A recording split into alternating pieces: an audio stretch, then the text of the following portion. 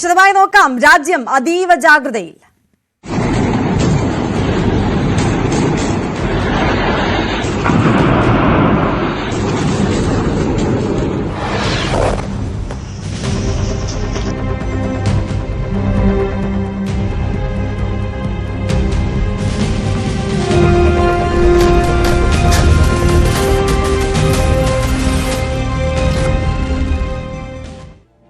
തിരിച്ചടി കിട്ടിയിട്ടും പാഠം പഠിക്കാതെ പാകിസ്ഥാൻ. നിയന്ത്രണ രേഖയിൽ പാകിസ്ഥാൻ വെടിനിർത്തൽ കരാർ ലംഘനം തുടരുകയാണ്. ഇന്നലെ ഉണ്ടായ ആക്രമണത്തിൽ ലാൻസ് നായക് ദിനേശ് കുമാർ വീരമൃത്യു വരിച്ചു. ഓപ്പറേഷൻ സിന്ദൂറിന് ശേഷമുള്ള സാഹചര്യം സൂക്ഷ്മമായി നിരീക്ഷിച്ചു വരികയാണ് സർക്കാരും സൈന്യവും. സംഘർഷം ലഘൂകരിക്കാൻ അമേരിക്ക അടക്കമുള്ള ലോകരാജ്യങ്ങൾ ഇടപെടുന്നുണ്ട്. ഓപ്പറേഷൻ സിന്ദൂറിന്റെ പശ്ചാത്തലത്തിൽ സർക്കാർ വിളിച്ച സർവകക്ഷി യോഗം ഇന്ന് ചേരും.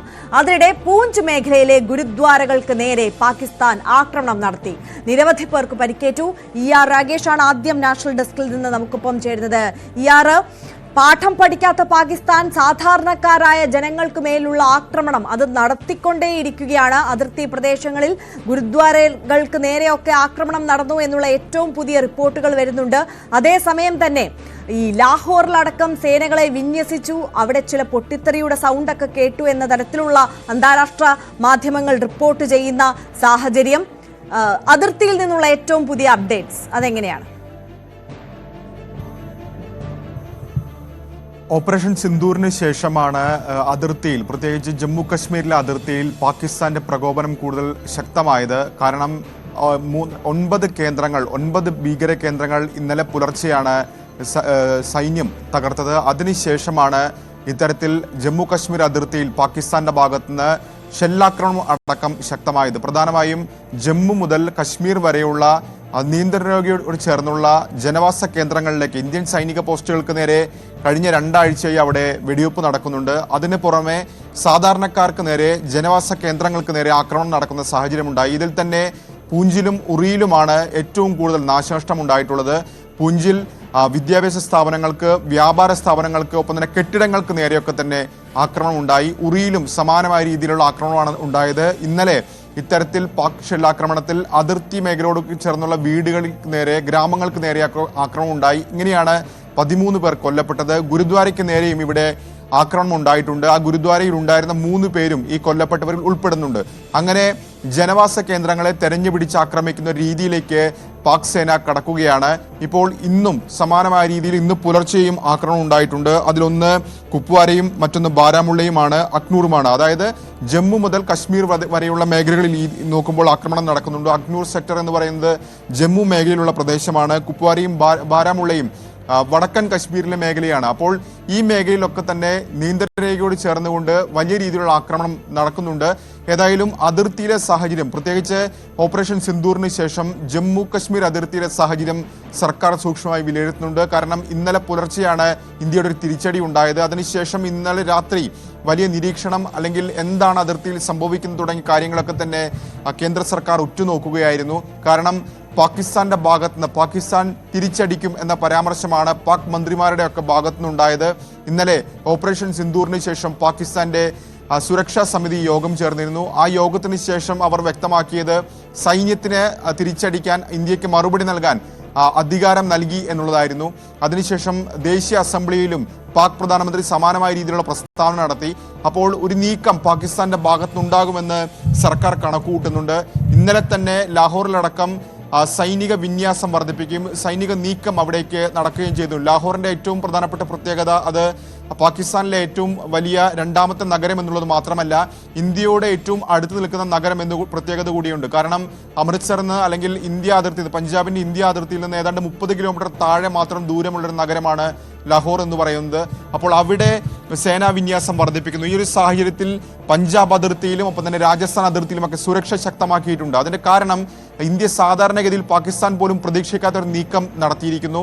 ജമ്മു കശ്മീർ അതിർത്തിയിൽ, പ്രത്യേകിച്ച് പാക് അധീന കശ്മീരിലെ ഭീകര താവളങ്ങളാണ് മുൻപൊക്കെ തന്നെ ഇന്ത്യ ലക്ഷ്യമിട്ടതെങ്കിൽ അതിൽ നിന്ന് വ്യത്യസ്തമായി പാക് പഞ്ചാബിലെ ഭീകര കേന്ദ്രങ്ങൾ കൂടി, ജെയ്ഷ് ഇ മുഹമ്മദിന്റെ ആസ്ഥാനം, ഒപ്പം തന്നെ ലഷ്കർ ഇ തൈബയുടെ ആസ്ഥാനം, ഇതൊക്കെ തകർക്കുന്ന നിലയിലേക്ക് ഇന്ത്യ കടന്നിരുന്നു. അപ്പോൾ പഞ്ചാബ് അതിർത്തിയിലും രാജസ്ഥാൻ അതിർത്തിയിലുമൊക്കെ ഇതിന് കണക്കിലെടുത്തുകൊണ്ട് സുരക്ഷ ശക്തമാക്കുകയും ചെയ്തിട്ടുണ്ട്. ഏതായാലും കര, നാവിക, വ്യോമസേനകൾ അതീവ ജാഗ്രത പുലർത്തുന്നുണ്ട്.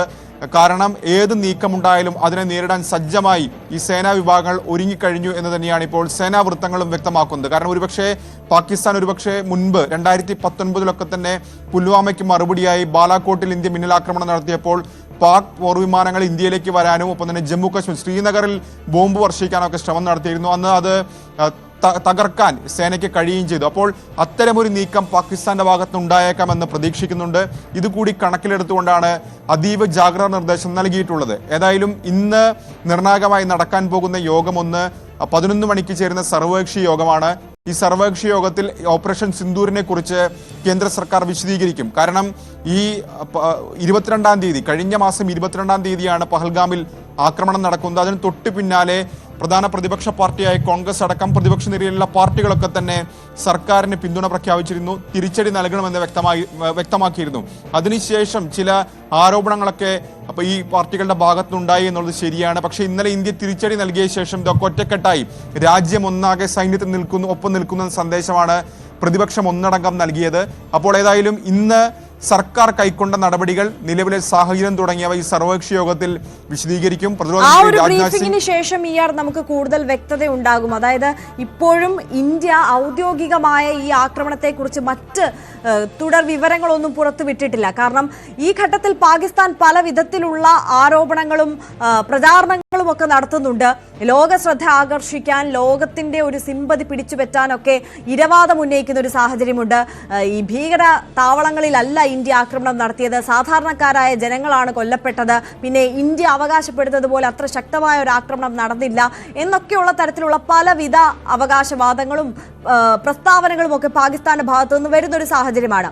ഇത്തരത്തിലുള്ള വീരവാദങ്ങൾക്കൊന്നും ഇന്ത്യ ഇതുവരെ ഔദ്യോഗികമായ ഒരു മറുപടി നൽകിയിട്ടില്ല. അപ്പോൾ ഈ സർവകക്ഷി യോഗത്തിൽ ഒരു ബ്രീഫിംഗ് ഉണ്ടാകും. എവിടെയാണ് കൃത്യമായ ആക്രമണം നടന്നിട്ടുള്ളത്, അതിനപ്പുറം എന്തൊക്കെയായിരുന്നു ഈ ഓപ്പറേഷന്റെ ലക്ഷ്യങ്ങൾ, ആരൊക്കെ കൊല്ലപ്പെട്ടിട്ടുണ്ടാകാം, എത്ര പേർ കൊല്ലപ്പെട്ടിട്ടുണ്ടാകാം, അങ്ങനെ ഒരു സമഗ്രമായ വിവരങ്ങൾ ഇന്ത്യയുടെ ഭാഗത്തു നിന്ന് ഔദ്യോഗികമായി ഉണ്ടാകാൻ പോകുന്നത് ഈ ഒരു യോഗത്തിലാകും അല്ലേ? സ്വീകരിച്ച നടപടികൾ വിശദീകരിക്കുകയാണ് ഈ യോഗത്തിന്റെ ലക്ഷ്യം. കാരണം ഇത് രാജ്യം ഒന്നാകെ ഒന്നിച്ചു നിൽക്കേണ്ട ഒരു വിഷയമാണ്. അപ്പോൾ ഈ അതിർത്തിയിൽ സ്വീകരിച്ച നടപടികൾ വിശദീകരിക്കുകയാണ് ലക്ഷ്യം. കാരണം ഇന്നലെ തന്നെ എന്തൊക്കെ നടപടികൾ സ്വീകരിച്ചു, ഏതൊക്കെ താവളങ്ങൾ തകർത്തു എന്ന് കേന്ദ്ര സർക്കാർ വിശദീകരിച്ചതാണ്. വിദേശകാര്യ സെക്രട്ടറിക്കൊപ്പം വാർത്താ സമ്മേളനത്തിൽ 2 സൈനിക ഉദ്യോഗസ്ഥർ ഏതൊക്കെ താവളങ്ങൾ അതിന് ചിത്രങ്ങൾ സഹിതം വിശദീകരിച്ചതാണ്. അപ്പോൾ കൂടുതൽ വിശദീകരണം ഒരുപക്ഷെ സൈന്യത്തിന്റെ ഭാഗത്ത് അല്ലെങ്കിൽ സർക്കാരിന്റെ ഭാഗത്ത് ഉണ്ടാകാനുള്ള സാധ്യതയില്ല. മറിച്ച് ഈ വിഷയത്തിൽ സർക്കാർ സ്വീകരിച്ച നടപടികൾ, അതായത് രാജ്യത്തെ എല്ലാ രാഷ്ട്രീയ പാർട്ടികളെയും ഒന്നിച്ചു നിർത്തിക്കൊണ്ട് അവർക്ക് മുമ്പാകെ, കാരണം പാർലമെന്റിൽ പ്രാതിനിധ്യമുള്ള രാഷ്ട്രീയ പാർട്ടികൾക്കൊക്കെ തന്നെ ഈ യോഗത്തിൽ പങ്കെടുക്കും. അപ്പോൾ അവരെ കൂടി ഒന്നിച്ചു നിർത്തി അവരുടെ കൂടി പിന്തുണ ഉറപ്പാക്കിക്കൊണ്ടൊരു നീക്കത്തിലേക്ക് കടക്കുക എന്ന് തന്നെയാണ് ഇതിന്റെ ലക്ഷ്യം. ഇതിന്റെ ഭാഗമായി തന്നെയാണ് ഈ സർവകക്ഷി യോഗം ചേരുന്നത്. നേരത്തെ പറഞ്ഞതുപോലെ മുൻപത്തേതിൽ നിന്ന് വ്യത്യസ്തമായി പ്രതിപക്ഷത്തിന്റെ പിന്തുണ കൂടി ഈ കാര്യത്തിൽ സർക്കാരിനുണ്ട്. നേരത്തെ 2019 പുൽവാമ ആക്രമണം നടന്ന ശേഷം അതിനെയൊക്കെ തന്നെ രാഷ്ട്രീയമായി, സൈന്യത്തെ അടക്കം രാഷ്ട്രീയമായി ഈ വിഷയത്തെ ഉപയോഗിക്കുന്ന ആരോപണമൊക്കെ അന്ന് കോൺഗ്രസിന്റെ ഭാഗത്തു നിന്നൊക്കെ തന്നെ ഉണ്ടായിരുന്നു. പക്ഷേ അതിൽ നിന്ന് വ്യത്യസ്തമായി ഇത്തവണ ഈ തിരിച്ചടിക്ക് ശേഷം രാഷ്ട്രീയ പാർട്ടികൾ ഒന്നടങ്കം സർക്കാരിനൊപ്പം നിൽക്കുന്ന സാഹചര്യമാണ്. അപ്പോൾ എന്താണ് സംഭവിക്കുന്നത് അതിർത്തിയിൽ എന്നതിന്റെ വിശദാംശങ്ങൾ ഈ കക്ഷികളെയൊക്കെ തന്നെ അറിയിക്കുക എന്ന ലക്ഷ്യം തന്നെയാണ് ഈ സർവകക്ഷി യോഗത്തിലുള്ളത്. 11 മണിക്കാണ് ഏതായാലും യോഗം നിശ്ചയിച്ചിരിക്കുന്നത്. ആര്യ, ഒരു കാര്യം കൂടി നേരത്തെ നമ്മൾ സൂചിപ്പിച്ചതാണ്, ഒന്നും നഷ്ടപ്പെടാനില്ലാത്ത പാകിസ്ഥാൻ, വിശ്വസിക്കാൻ കൊള്ളാത്ത നിലപാടുകളില്ലാത്ത രാജ്യം എന്ത് ചെയ്യും എന്നുള്ളത് നമുക്ക് ഊഹിക്കാൻ കഴിയില്ല. ഒരു പക്ഷേ അപ്രതീക്ഷിതമായി ഏത് തരത്തിലുള്ള ഒരു ആക്രമണവും അതിർത്തി സംസ്ഥാനങ്ങളിൽ ഉണ്ടാകാനുള്ള ഒരു സാഹചര്യം ഇന്ത്യ മുന്നിൽ കാണുന്നുണ്ട്. ഏത് തരത്തിലുള്ള മുന്നറിയിപ്പുകളും ജാഗ്രതയുമാണ് ഇപ്പോൾ നേപ്പാളുമായി പാകിസ്ഥാനും ഒക്കെ ആയി അതിർത്തി പങ്കിടുന്ന സംസ്ഥാനങ്ങളിൽ ഇപ്പോൾ ഉള്ളത്? അതിർത്തി മേഖലയിൽ സുരക്ഷ ശക്തമാണ്. കാരണം ഇന്ത്യ ഏതാണ്ട് 3000-ലധികം കിലോമീറ്റർ പാകിസ്ഥാനുമായി അതിർത്തി പങ്കിടുന്നുണ്ട്. അത് ജമ്മു കശ്മീരിൽ നിയന്ത്രണ രേഖയുണ്ട്, ഒപ്പം തന്നെ അന്താരാഷ്ട്ര അതിർത്തിയുണ്ട്. അതുകൂടാതെ പഞ്ചാബിലും രാജസ്ഥാനിലും സമാനമായ രീതിയിൽ അതിർത്തി പങ്കിടുന്നുണ്ട്. അപ്പോൾ ഈ മേഖലകളിലൊക്കെ തന്നെ വലിയ സുരക്ഷയാണ് ഒരുക്കിയിട്ടുള്ളത്. കാരണം നേരത്തെ പറഞ്ഞതുപോലെ പഞ്ചാബിൽ നിന്നാണ്, പഞ്ചാബ് മേഖലയോട് ചേർന്ന് കിടക്കുന്ന അല്ലെങ്കിൽ പാകിസ്ഥാനിലെ പഞ്ചാബ് പ്രവിശ്യയിലെ 4 മേഖലകളിൽ ഇന്ത്യ ആക്രമണം നടത്തിയിട്ടുണ്ട്. ഒരുപക്ഷെ 71-ന് ശേഷം ഇത്തരത്തിൽ പാകിസ്ഥാനിലെ താവളങ്ങൾ ഇന്ത്യ തകർക്കുന്നത് ഇതാദ്യമായാണ്. കാരണം പാക് അധീന കശ്മീരിൽ ഇന്ത്യ മുൻപും ആക്രമിച്ചിട്ടുണ്ട്. അതിൽ നിന്ന് വ്യത്യസ്തമായി പാകിസ്ഥാനകത്തു നിന്ന് പ്രവേശിക്കാതെ പാകിസ്ഥാനിലെ താവളങ്ങളെ തകർക്കുന്ന രീതിയിലേക്ക് ഇന്ത്യ കടന്നു. അതുകൂടി കണക്കിലെടുത്തുകൊണ്ടാണ് ഈ പഞ്ചാബ് അതിർത്തിയിലൊക്കെ സുരക്ഷ ശക്തമാക്കിയിട്ടുള്ളത്. ഏതായാലും ലാഹോർ കേന്ദ്രീകരിച്ചുകൊണ്ടൊരു സൈനിക നീക്കം പാകിസ്ഥാന്റെ ഭാഗത്തുനിന്ന് ഉണ്ടാകുന്നുണ്ട് എന്നാണ് ഏറ്റവും പ്രധാനപ്പെട്ട കാര്യം. പക്ഷേ ഇങ്ങനെയൊക്കെ നീക്കങ്ങൾ ഉണ്ടാകുമ്പോൾ പോലും ചില ചർച്ചകൾ നടക്കുന്നു എന്ന കാര്യം കൂടി പാകിസ്ഥാൻ ഈ ഘട്ടത്തിൽ പങ്കുവെക്കുന്നുണ്ട്. അതായത് പാക് സുരക്ഷാ ഉപദേഷ്ടാവ് അജിത് ഡോവലുമായി സംസാരിച്ചു എന്നൊരു പാക് വിദേശകാര്യമന്ത്രി തന്നെ പറഞ്ഞിരിക്കുകയാണ്. ഒരു ടർക്കിഷ് മാധ്യമത്തിന് നൽകിയ അഭിമുഖത്തിലാണ് അത്തരമൊരു പ്രസ്താവന പാക് മന്ത്രിയുടെ ഭാഗത്ത് തന്നെ ഉണ്ടായിട്ടുള്ളത്. പക്ഷേ ഇക്കാര്യത്തിൽ കേന്ദ്ര സർക്കാരിൻ്റെ ഭാഗത്തുനിന്ന് സ്ഥിരീകരണം ഒന്നും തന്നെ ഈ ഘട്ടത്തിൽ വന്നിട്ടില്ല. ഏതായാലും അതിർത്തിയിലെ കാര്യങ്ങൾ സസൂക്ഷ്മം നിരീക്ഷിക്കുന്നുണ്ട് സർക്കാർ. സൈന്യമാകട്ടെ ഏതെങ്കിലും തരത്തിലുള്ള പ്രകോപനം ഉണ്ടായാൽ അല്ലെങ്കിൽ ഏതെങ്കിലും ഒരു തരത്തിലുള്ള നീക്കമുണ്ടായാൽ അതിനെ ചെറുക്കാനുള്ള എല്ലാവിധ സന്നാഹവും ഇതിനോടകം തന്നെ ഒരുക്കിയിട്ടുണ്ട്. ഏതായാലും ഈ വരുന്ന ഒരു 48 മണിക്കൂർ അതിനിർണായകമാണ് എന്ന് തന്നെ ഉറപ്പിച്ചു പറയാൻ കഴിയും. ആര്യ, തീർച്ചയായും ER രാഗേഷാണ് വിവരങ്ങൾ നൽകിയത്. രാഗേഷ് സൂചിപ്പിച്ചതുപോലെ തന്നെ ലാഹോർ കേന്ദ്രീകരിച്ച് ചില നീക്കങ്ങൾ നടക്കുന്നുണ്ട് എന്നുള്ളതാണ് ഈ ഘട്ടത്തിൽ നിർണായകം. അതുമായി ബന്ധപ്പെട്ട ഏറ്റവും പുതിയൊരു അപ്ഡേറ്റ് വരുന്നുണ്ട്. പാകിസ്ഥാനിലെ ലാഹോറിൽ സ്ഫോടന പരമ്പര ഉണ്ടായതായി പാക് മാധ്യമങ്ങൾ റിപ്പോർട്ട് ചെയ്യുന്നു എന്നുള്ളതാണ്. ലാഹോറിലെ വോൾട്ടൺ റോഡിൽ തുടർച്ചയായ സ്ഫോടന ശബ്ദങ്ങൾ കേട്ടതായാണ് റിപ്പോർട്ട്. വിവരങ്ങളുമായി കിരൺ ബാബു നമുക്കൊപ്പം ചേരുന്നു. കിരൺ, എന്താണ് വിശദാംശങ്ങൾ? ആര്യ, ലാഹോറിൽ സ്ഫോടന പരമ്പര ഉണ്ടായി എന്നുള്ള റിപ്പോർട്ടുകളാണ് വരുന്നത്. പാക് മാധ്യമങ്ങളാണ് ഈ വിഷയം പ്രധാനമായും റിപ്പോർട്ട് ചെയ്യുന്നത്. ഇതുവരെ ആൾനാശമോ മറ്റു വിവരങ്ങളൊന്നും റിപ്പോർട്ട് ചെയ്തിട്ടില്ല. പക്ഷേ അതിന്റെ ചില വിഷ്വൽസ് ഒക്കെ പാക് മാധ്യമങ്ങൾ തന്നെ പുറത്തുവിട്ടിട്ടുണ്ട്. ലാഹോറിലെ വാൾട്ടൺ എയർഫീൽഡിന് സമീപമുള്ള റോഡിലാണ് സ്ഫോടനം ഉണ്ടായതെന്ന് പറയുന്നു. അതിന്റെ ചിത്രങ്ങളൊക്കെ പുറത്തു വന്നിട്ടുണ്ട്. എവിടെ നിന്ന് ആളുകളെയുമായി പരിക്കേറ്റ ആളുകളെയുമായി ആശുപത്രിയിലേക്ക് പായുന്ന ആംബുലൻസിന്റെ ദൃശ്യങ്ങളും പുറത്തു വന്നിട്ടുണ്ട്. എങ്ങനെയാണോ സ്ഫോടനം ഉണ്ടായത് എന്നെ സംബന്ധിച്ചൊന്നുള്ള വിശദാംശങ്ങളൊന്നും ഔദ്യോഗികമായ സ്ഥിരീകരണം വന്നിട്ടില്ല. പക്ഷേ ഈ സമയത്ത് അവിടെ ഉണ്ടായിരുന്ന ആളുകൾ വിവിധ വാർത്താ മാധ്യമങ്ങൾക്ക് റിപ്പോർട്ട് ചെയ്തതും അവർ നൽകിയ വിവരങ്ങളുടെ അടിസ്ഥാനത്തിലാണ് നമ്മളടക്കം ഇപ്പോൾ ഇത്തരം വിവരങ്ങൾ ചെയ്യുന്നത്. ആധികാരികമായി ഇക്കാര്യത്തിൽ ഒരു സ്ഥിരീകരണം ഉണ്ടായിട്ടില്ല. എന്തായാലും അവിടെ 3 സ്ഫോടനം ഉണ്ടായിരിക്കുന്നു. തുടർച്ചയായി 3 സ്ഫോടനങ്ങൾ ഉണ്ടായി എന്നുള്ളതാണ് ഒരാൾ അവിടെ നിന്ന് വിഷ്വൽസ് ലൈവായി റിപ്പോർട്ട് ചെയ്യുന്ന ആളടക്കം വിശദീകരിക്കുന്നത്. അൽ ജസീറ അടക്കമുള്ള ഇന്റർനാഷണൽ വാർത്താ ഏജൻസികളും ഇങ്ങനെ സ്ഫോടനം നടന്ന വിവരം റിപ്പോർട്ട് ചെയ്യുന്നുണ്ട്. എന്നാൽ സ്ഫോടനത്തിൽ എത്ര പേർ മരണമടഞ്ഞു, എത്ര പേർക്ക് പരിക്കേറ്റിട്ടുണ്ട്, എന്തെല്ലാമാണ് അവിടെ നാശനഷ്ടം ഉണ്ടായത്, അല്ലെങ്കിൽ ആരാണ് ഇതിന് പിന്നിൽ, ഇത്തരം വിവരങ്ങളൊന്നും ഇതുവരെയും പുറത്തു വന്നിട്ടില്ല. ലാഹോറിൽ ഇന്ത്യക്കെതിരെ തിരിച്ചടി നടത്താനായി സൈന്യത്തിന്റെ നേതൃത്വത്തിൽ വലിയ കേന്ദ്രീകരണമൊക്കെ ഉണ്ടായ സമയത്ത് തന്നെയാണ് ഇങ്ങനെ ഒരു സ്ഫോടനം നടക്കുന്നത് എന്നൊരു വലിയ പ്രത്യേകതയാണ്. പാകിസ്ഥാൻ സൈന്യം പ്രധാനമായും ലാഹോർ കേന്ദ്രീകരിച്ച് വലിയ മുന്നൊരുക്കങ്ങൾക്കൊക്കെ തയ്യാറായിരിക്കുമ്പോഴാണ് ആ മുന്നൊരുക്കങ്ങൾ നടത്തുന്ന അതേ നഗരത്തിൽ തന്നെ, അതേ പട്ടണത്തിൽ തന്നെ 3 സ്ഫോടനങ്ങൾ ഉണ്ടായിരിക്കുന്നത്. അത് വലിയ ആൾക്കൂട്ടമൊക്കെ ഉള്ള ഒരു റോഡിലാണ് സ്ഫോടനം ഉണ്ടായത് എന്നുള്ള വിവരങ്ങളാണ് പ്രാഥമികമായി പുറത്തു വരുന്നത്. അതിൻ്റെ ദൃശ്യങ്ങളൊക്കെയാണ് ഇപ്പോൾ വരുന്നത്. ഇന്റർനാഷണൽ വാർത്താ ഏജൻസികൾ ഇങ്ങനെ സ്ഫോടനം ഉണ്ടായി എന്നുള്ളത് സ്ഥിരീകരിച്ചിട്ടുണ്ട്. എന്നാൽ പാകിസ്ഥാന്റെ ഭാഗത്ത് നിന്ന് ഔദ്യോഗികമായി അങ്ങനെ ഒരു സ്ഥിരീകരണം ഇതുവരെ ഉണ്ടായിട്ടില്ല. ഇതിന്റെ വിഷ്വൽസ് ഒക്കെ വിവിധ സമൂഹ മാധ്യമങ്ങൾ വഴിയും ഒക്കെ പുറത്തു വരുന്നുണ്ട്. അതോടൊപ്പം തന്നെ ഇന്റർനാഷണൽ മാധ്യമങ്ങൾ വഴിയും ഒക്കെ പുറത്തു വരുന്നുണ്ട് അത്തരം വിഷ്വൽസ് ഒക്കെ. പക്ഷേ ഇത് ആരാണ് നടത്തിയതെന്നോ, എത്ര തീവ്രതയുള്ള സ്ഫോടനമാണെന്നോ, എന്ത് സ്ഫോടക വസ്തുക്കളാണ് ഇവിടെ ഉപയോഗിച്ചത്, അല്ലെങ്കിൽ ഇതിൽ എത്ര പേർക്ക് മരണമടഞ്ഞിട്ടുണ്ട്, ഏതെല്ലാം തരത്തിൽ നാശനഷ്ടമുണ്ടായിട്ടുണ്ട്, എത്ര പേർക്ക് പരിക്കേറ്റിട്ടുണ്ട് എന്ന് സംബന്ധിച്ച കൃത്യമായ വിവരങ്ങളൊന്നും നമുക്കും ഇപ്പോൾ നൽകാൻ കഴിയുന്നില്ല. ഈ ആകെ സ്ഫോടനം നടന്നു, 3 സ്ഫോടനങ്ങളാണ് നടന്നതെന്നും അത് ലാഹോറിലാണ് നടന്നതെന്നും, ലാഹോറിലെ വാൾട്ടൺ എയർഫീൽഡിന് സമീപമാണ്. സ്വാഭാവികമായും സൈനിക പ്രാധാന്യമുള്ള ഒരു സ്ഥലം കൂടിയാണ് വാൾട്ടൺ എയർഫീൽഡ്. സൈനികത്തിന്റെ വലിയ സാന്നിധ്യമുള്ള ഒരു സ്ഥലം കൂടിയാണ് ആ വാൾട്ടൺ എയർഫീൽഡ്. അവിടെയാണ് ഈ സ്ഫോടനം നടന്നിരിക്കുന്നത്. പാകിസ്ഥാനിൽ ഇപ്പോൾ പാകിസ്ഥാൻ സർക്കാരും സേനയും ഒക്കെ ഊട്ടി വളർത്തുന്ന ഭീകര സംഘടനകളുമായി വലിയ തർക്കങ്ങളും വലിയ സംഘർഷവും ഒക്കെ കൂടി നിലനിൽപ്പുണ്ട്. ഇന്ത്യക്കെതിരെ ഒരു വശത്ത് അവർ പോരാട്ടവുമായിട്ടൊക്കെ നിൽക്കുമ്പോഴും മറുഭാഗത്ത് വലിയ ആഭ്യന്തര സംഘർഷത്തിൽ കൂടി നിൽക്കുകയാണ്. പ്രധാനമായും 3 ഭീകര സംഘടനകളുടെ ആസ്ഥാനങ്ങൾക്ക് നേരെ അവരുടെ ഏറ്റവും പ്രധാനപ്പെട്ട മസൂർ അസദ് അടക്കമുള്ള ഏറ്റവും പ്രധാന നേതാവിൻ്റെ തലവൻ്റെ കുടുംബാംഗങ്ങൾ 10 കുടുംബാംഗങ്ങളടക്കം കൊല്ലപ്പെട്ട സാഹചര്യം, 4 അനുയായികളടക്കം കൊല്ലപ്പെട്ട സാഹചര്യം, 9 പ്രധാനപ്പെട്ട കേന്ദ്രങ്ങൾ ലഷ്കർ എ തോയ്ബയുടെയും ജെയ്ഷെ മുഹമ്മദിൻ്റെയും അടക്കം 9 പ്രധാനപ്പെട്ട കേന്ദ്രങ്ങളിലേക്ക് ഇന്ത്യ തകർത്ത സാഹചര്യം. ഇവിടെ സൈന്യം എവിടെയായിരുന്നു, ഞങ്ങൾക്ക് പിന്തുണ നൽകേണ്ട, ഞങ്ങൾക്ക് സംരക്ഷണമൊരുക്കേണ്ട സൈന്യം എവിടെയായിരുന്നു, ഞങ്ങൾക്ക് വിവരങ്ങൾ നൽകേണ്ട ISI എവിടെയായിരുന്നു തുടങ്ങിയ ചോദ്യങ്ങൾ ഈ ഭീകര സംഘടനയുടെ ഭാഗത്തു നിന്ന് ഉയർന്നിട്ടുണ്ട്. അവരും പട്ടാള ഭരണകൂടവുമൊക്കെ അത്തരത്തിലുള്ള സംഘർഷം കൂടി, ആഭ്യന്തരമായി വലിയ സംഘർഷം നേരിടുന്ന ഒരു സാഹചര്യത്തിൽ കൂടിയാണ് പാകിസ്ഥാൻ നിൽക്കുന്നത്. പാകിസ്ഥാന് ഇന്ത്യക്കെതിരെ തിരിച്ചടിക്കണം, അല്ലെങ്കിൽ ഇന്ത്യക്കെതിരെ ആക്രമണം നടത്തണം എന്നതിലൊഴികെ മറ്റു ഒരു വിഷയത്തിലും പാകിസ്ഥാനിലെ സൈന്യമായാലും പാകിസ്ഥാനിലെ പ്രധാനപ്പെട്ട 3 ഹിസ്ബുൾ മുജാഹിദിനും ലഷ്കർ-ഇ തൊയ്ബയും ജെയ്ഷെ മുഹമ്മദും അടക്കമുള്ള 3 ഭീകര സംഘടനകളായാലും യാതൊരു തരത്തിലും അഭിപ്രായ സമന്വയമോ അല്ലെങ്കിൽ അത്തരത്തിൽ വലിയ സംഘർഷത്തിലൊക്കെ നിൽക്കുകയാണ്. പരസ്പരം കുറ്റപ്പെടുത്തലുകളൊക്കെ പരസ്യമായി തന്നെ വരുന്ന സാഹചര്യം കൂടിയുണ്ട്. ഇന്നലെ പാകിസ്ഥാൻ പ്രതിരോധ മന്ത്രി തന്നെ 5 ഇന്ത്യയുടെ ഫൈറ്റർ വിമാനങ്ങൾ അടിച്ചിട്ടു എന്നുള്ള അവകാശവാദത്തെക്കുറിച്ച് CNN ന്യൂസ് 18ലെ മാധ്യമപ്രവർത്തകർ ലൈവ് ഇന്റർവ്യൂവിൽ ചോദിക്കുമ്പോൾ അദ്ദേഹം പറയുന്നത്, നിങ്ങൾ സോഷ്യൽ മീഡിയയിൽ കണ്ടില്ലേ എന്നാണ് ചോദിക്കുന്നത്. ഒരു രാജ്യത്തിൻ്റെ പ്രതിരോധ മന്ത്രി ആ രാജ്യത്തിൻ്റെ ഇന്ത്യയുടെ പ്രധാനപ്പെട്ട 5 ഫൈറ്റർ വിമാനങ്ങൾ അടിച്ചിട്ടു എന്ന അവകാശവാദം ഉന്നയിക്കുകയും അതിന് തെളിവ് എവിടെ എന്ന് ചോദിക്കുമ്പോൾ അത് സോഷ്യൽ മീഡിയയിൽ കണ്ടില്ലേ എന്ന് പറയുന്ന വാട്സാപ്പ് യൂണിവേഴ്സിറ്റികളിൽ നിന്ന് വിവരങ്ങളെടുത്ത് അത് ഒരു മറ്റ് രാജ്യങ്ങളോടും ലോകത്തോടുമൊക്കെ വിളിച്ചു പറയുന്ന അവസ്ഥയിലേക്ക് പാകിസ്ഥാൻ പ്രതിരോധ മന്ത്രി ഖ്വാജ ആസിഫ് തന്നെ മാറിയിരിക്കുന്നു. എന്തായാലും പാകിസ്ഥാനിലെ കടുത്ത ആഭ്യന്തര പ്രതിസന്ധിയും സംഘർഷവുമൊക്കെ നിൽക്കുന്ന ഘട്ടത്തിലാണ് ലാഹോറിൽ ഇത്തരത്തിലേക്ക് ഒരു സ്ഫോടനം ഉണ്ടായിരിക്കുന്നത്. 3 തുടർ സ്ഫോടനങ്ങളാണ് ലാഹോറിൽ ഉണ്ടായിരിക്കുന്നതെന്നാണ് വിവരങ്ങൾ പുറത്തു വരുന്നത്. ഈ സ്ഫോടനത്തിൽ എത്ര പേർ മരിച്ചു, എത്ര പേർക്ക് പരിക്കേറ്റു, എന്തെല്ലാം നാശനഷ്ടങ്ങൾ ഉണ്ടായി എന്നുള്ള തുടങ്ങിയ വിവരങ്ങളൊന്നും ഇപ്പോഴും ലഭ്യമല്ല.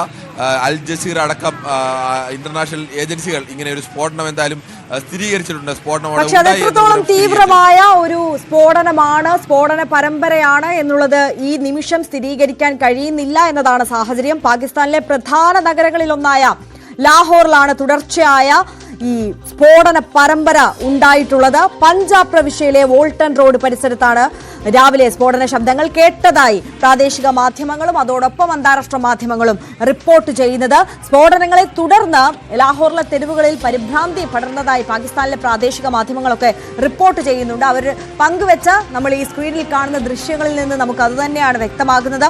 ഭയചകിതരായ നിരവധി ആളുകൾ വീടുകളിൽ നിന്നൊക്കെ പുറത്തേക്ക് ഇറങ്ങി റോഡുകളിലൊക്കെ കൂട്ടം കൂടി നിൽക്കുന്ന സാഹചര്യം അത് ഈ ദൃശ്യങ്ങളിൽ വ്യക്തമാണ്. സമൂഹ മാധ്യമങ്ങളിലൂടെയൊക്കെ ഈ ദൃശ്യങ്ങൾ പ്രചരിക്കുന്ന ഒരു സാഹചര്യമാണ് ഇപ്പോൾ ഉള്ളത്. കിരൺ, ആഭ്യന്തര പ്രശ്നങ്ങളിലേക്ക് തന്നെ ഒരുപക്ഷെ വിരൽ ചൂണ്ടേണ്ട സാഹചര്യമാണ്. ഇത്തരത്തിലൊരു സ്ഫോടനം ഈ ഘട്ടത്തിൽ അവിടെ ഉണ്ടാകുമ്പോൾ മറ്റ് ആരെയാണ് നമ്മൾ ഇവിടെ സംശയിക്കേണ്ടതല്ലേ?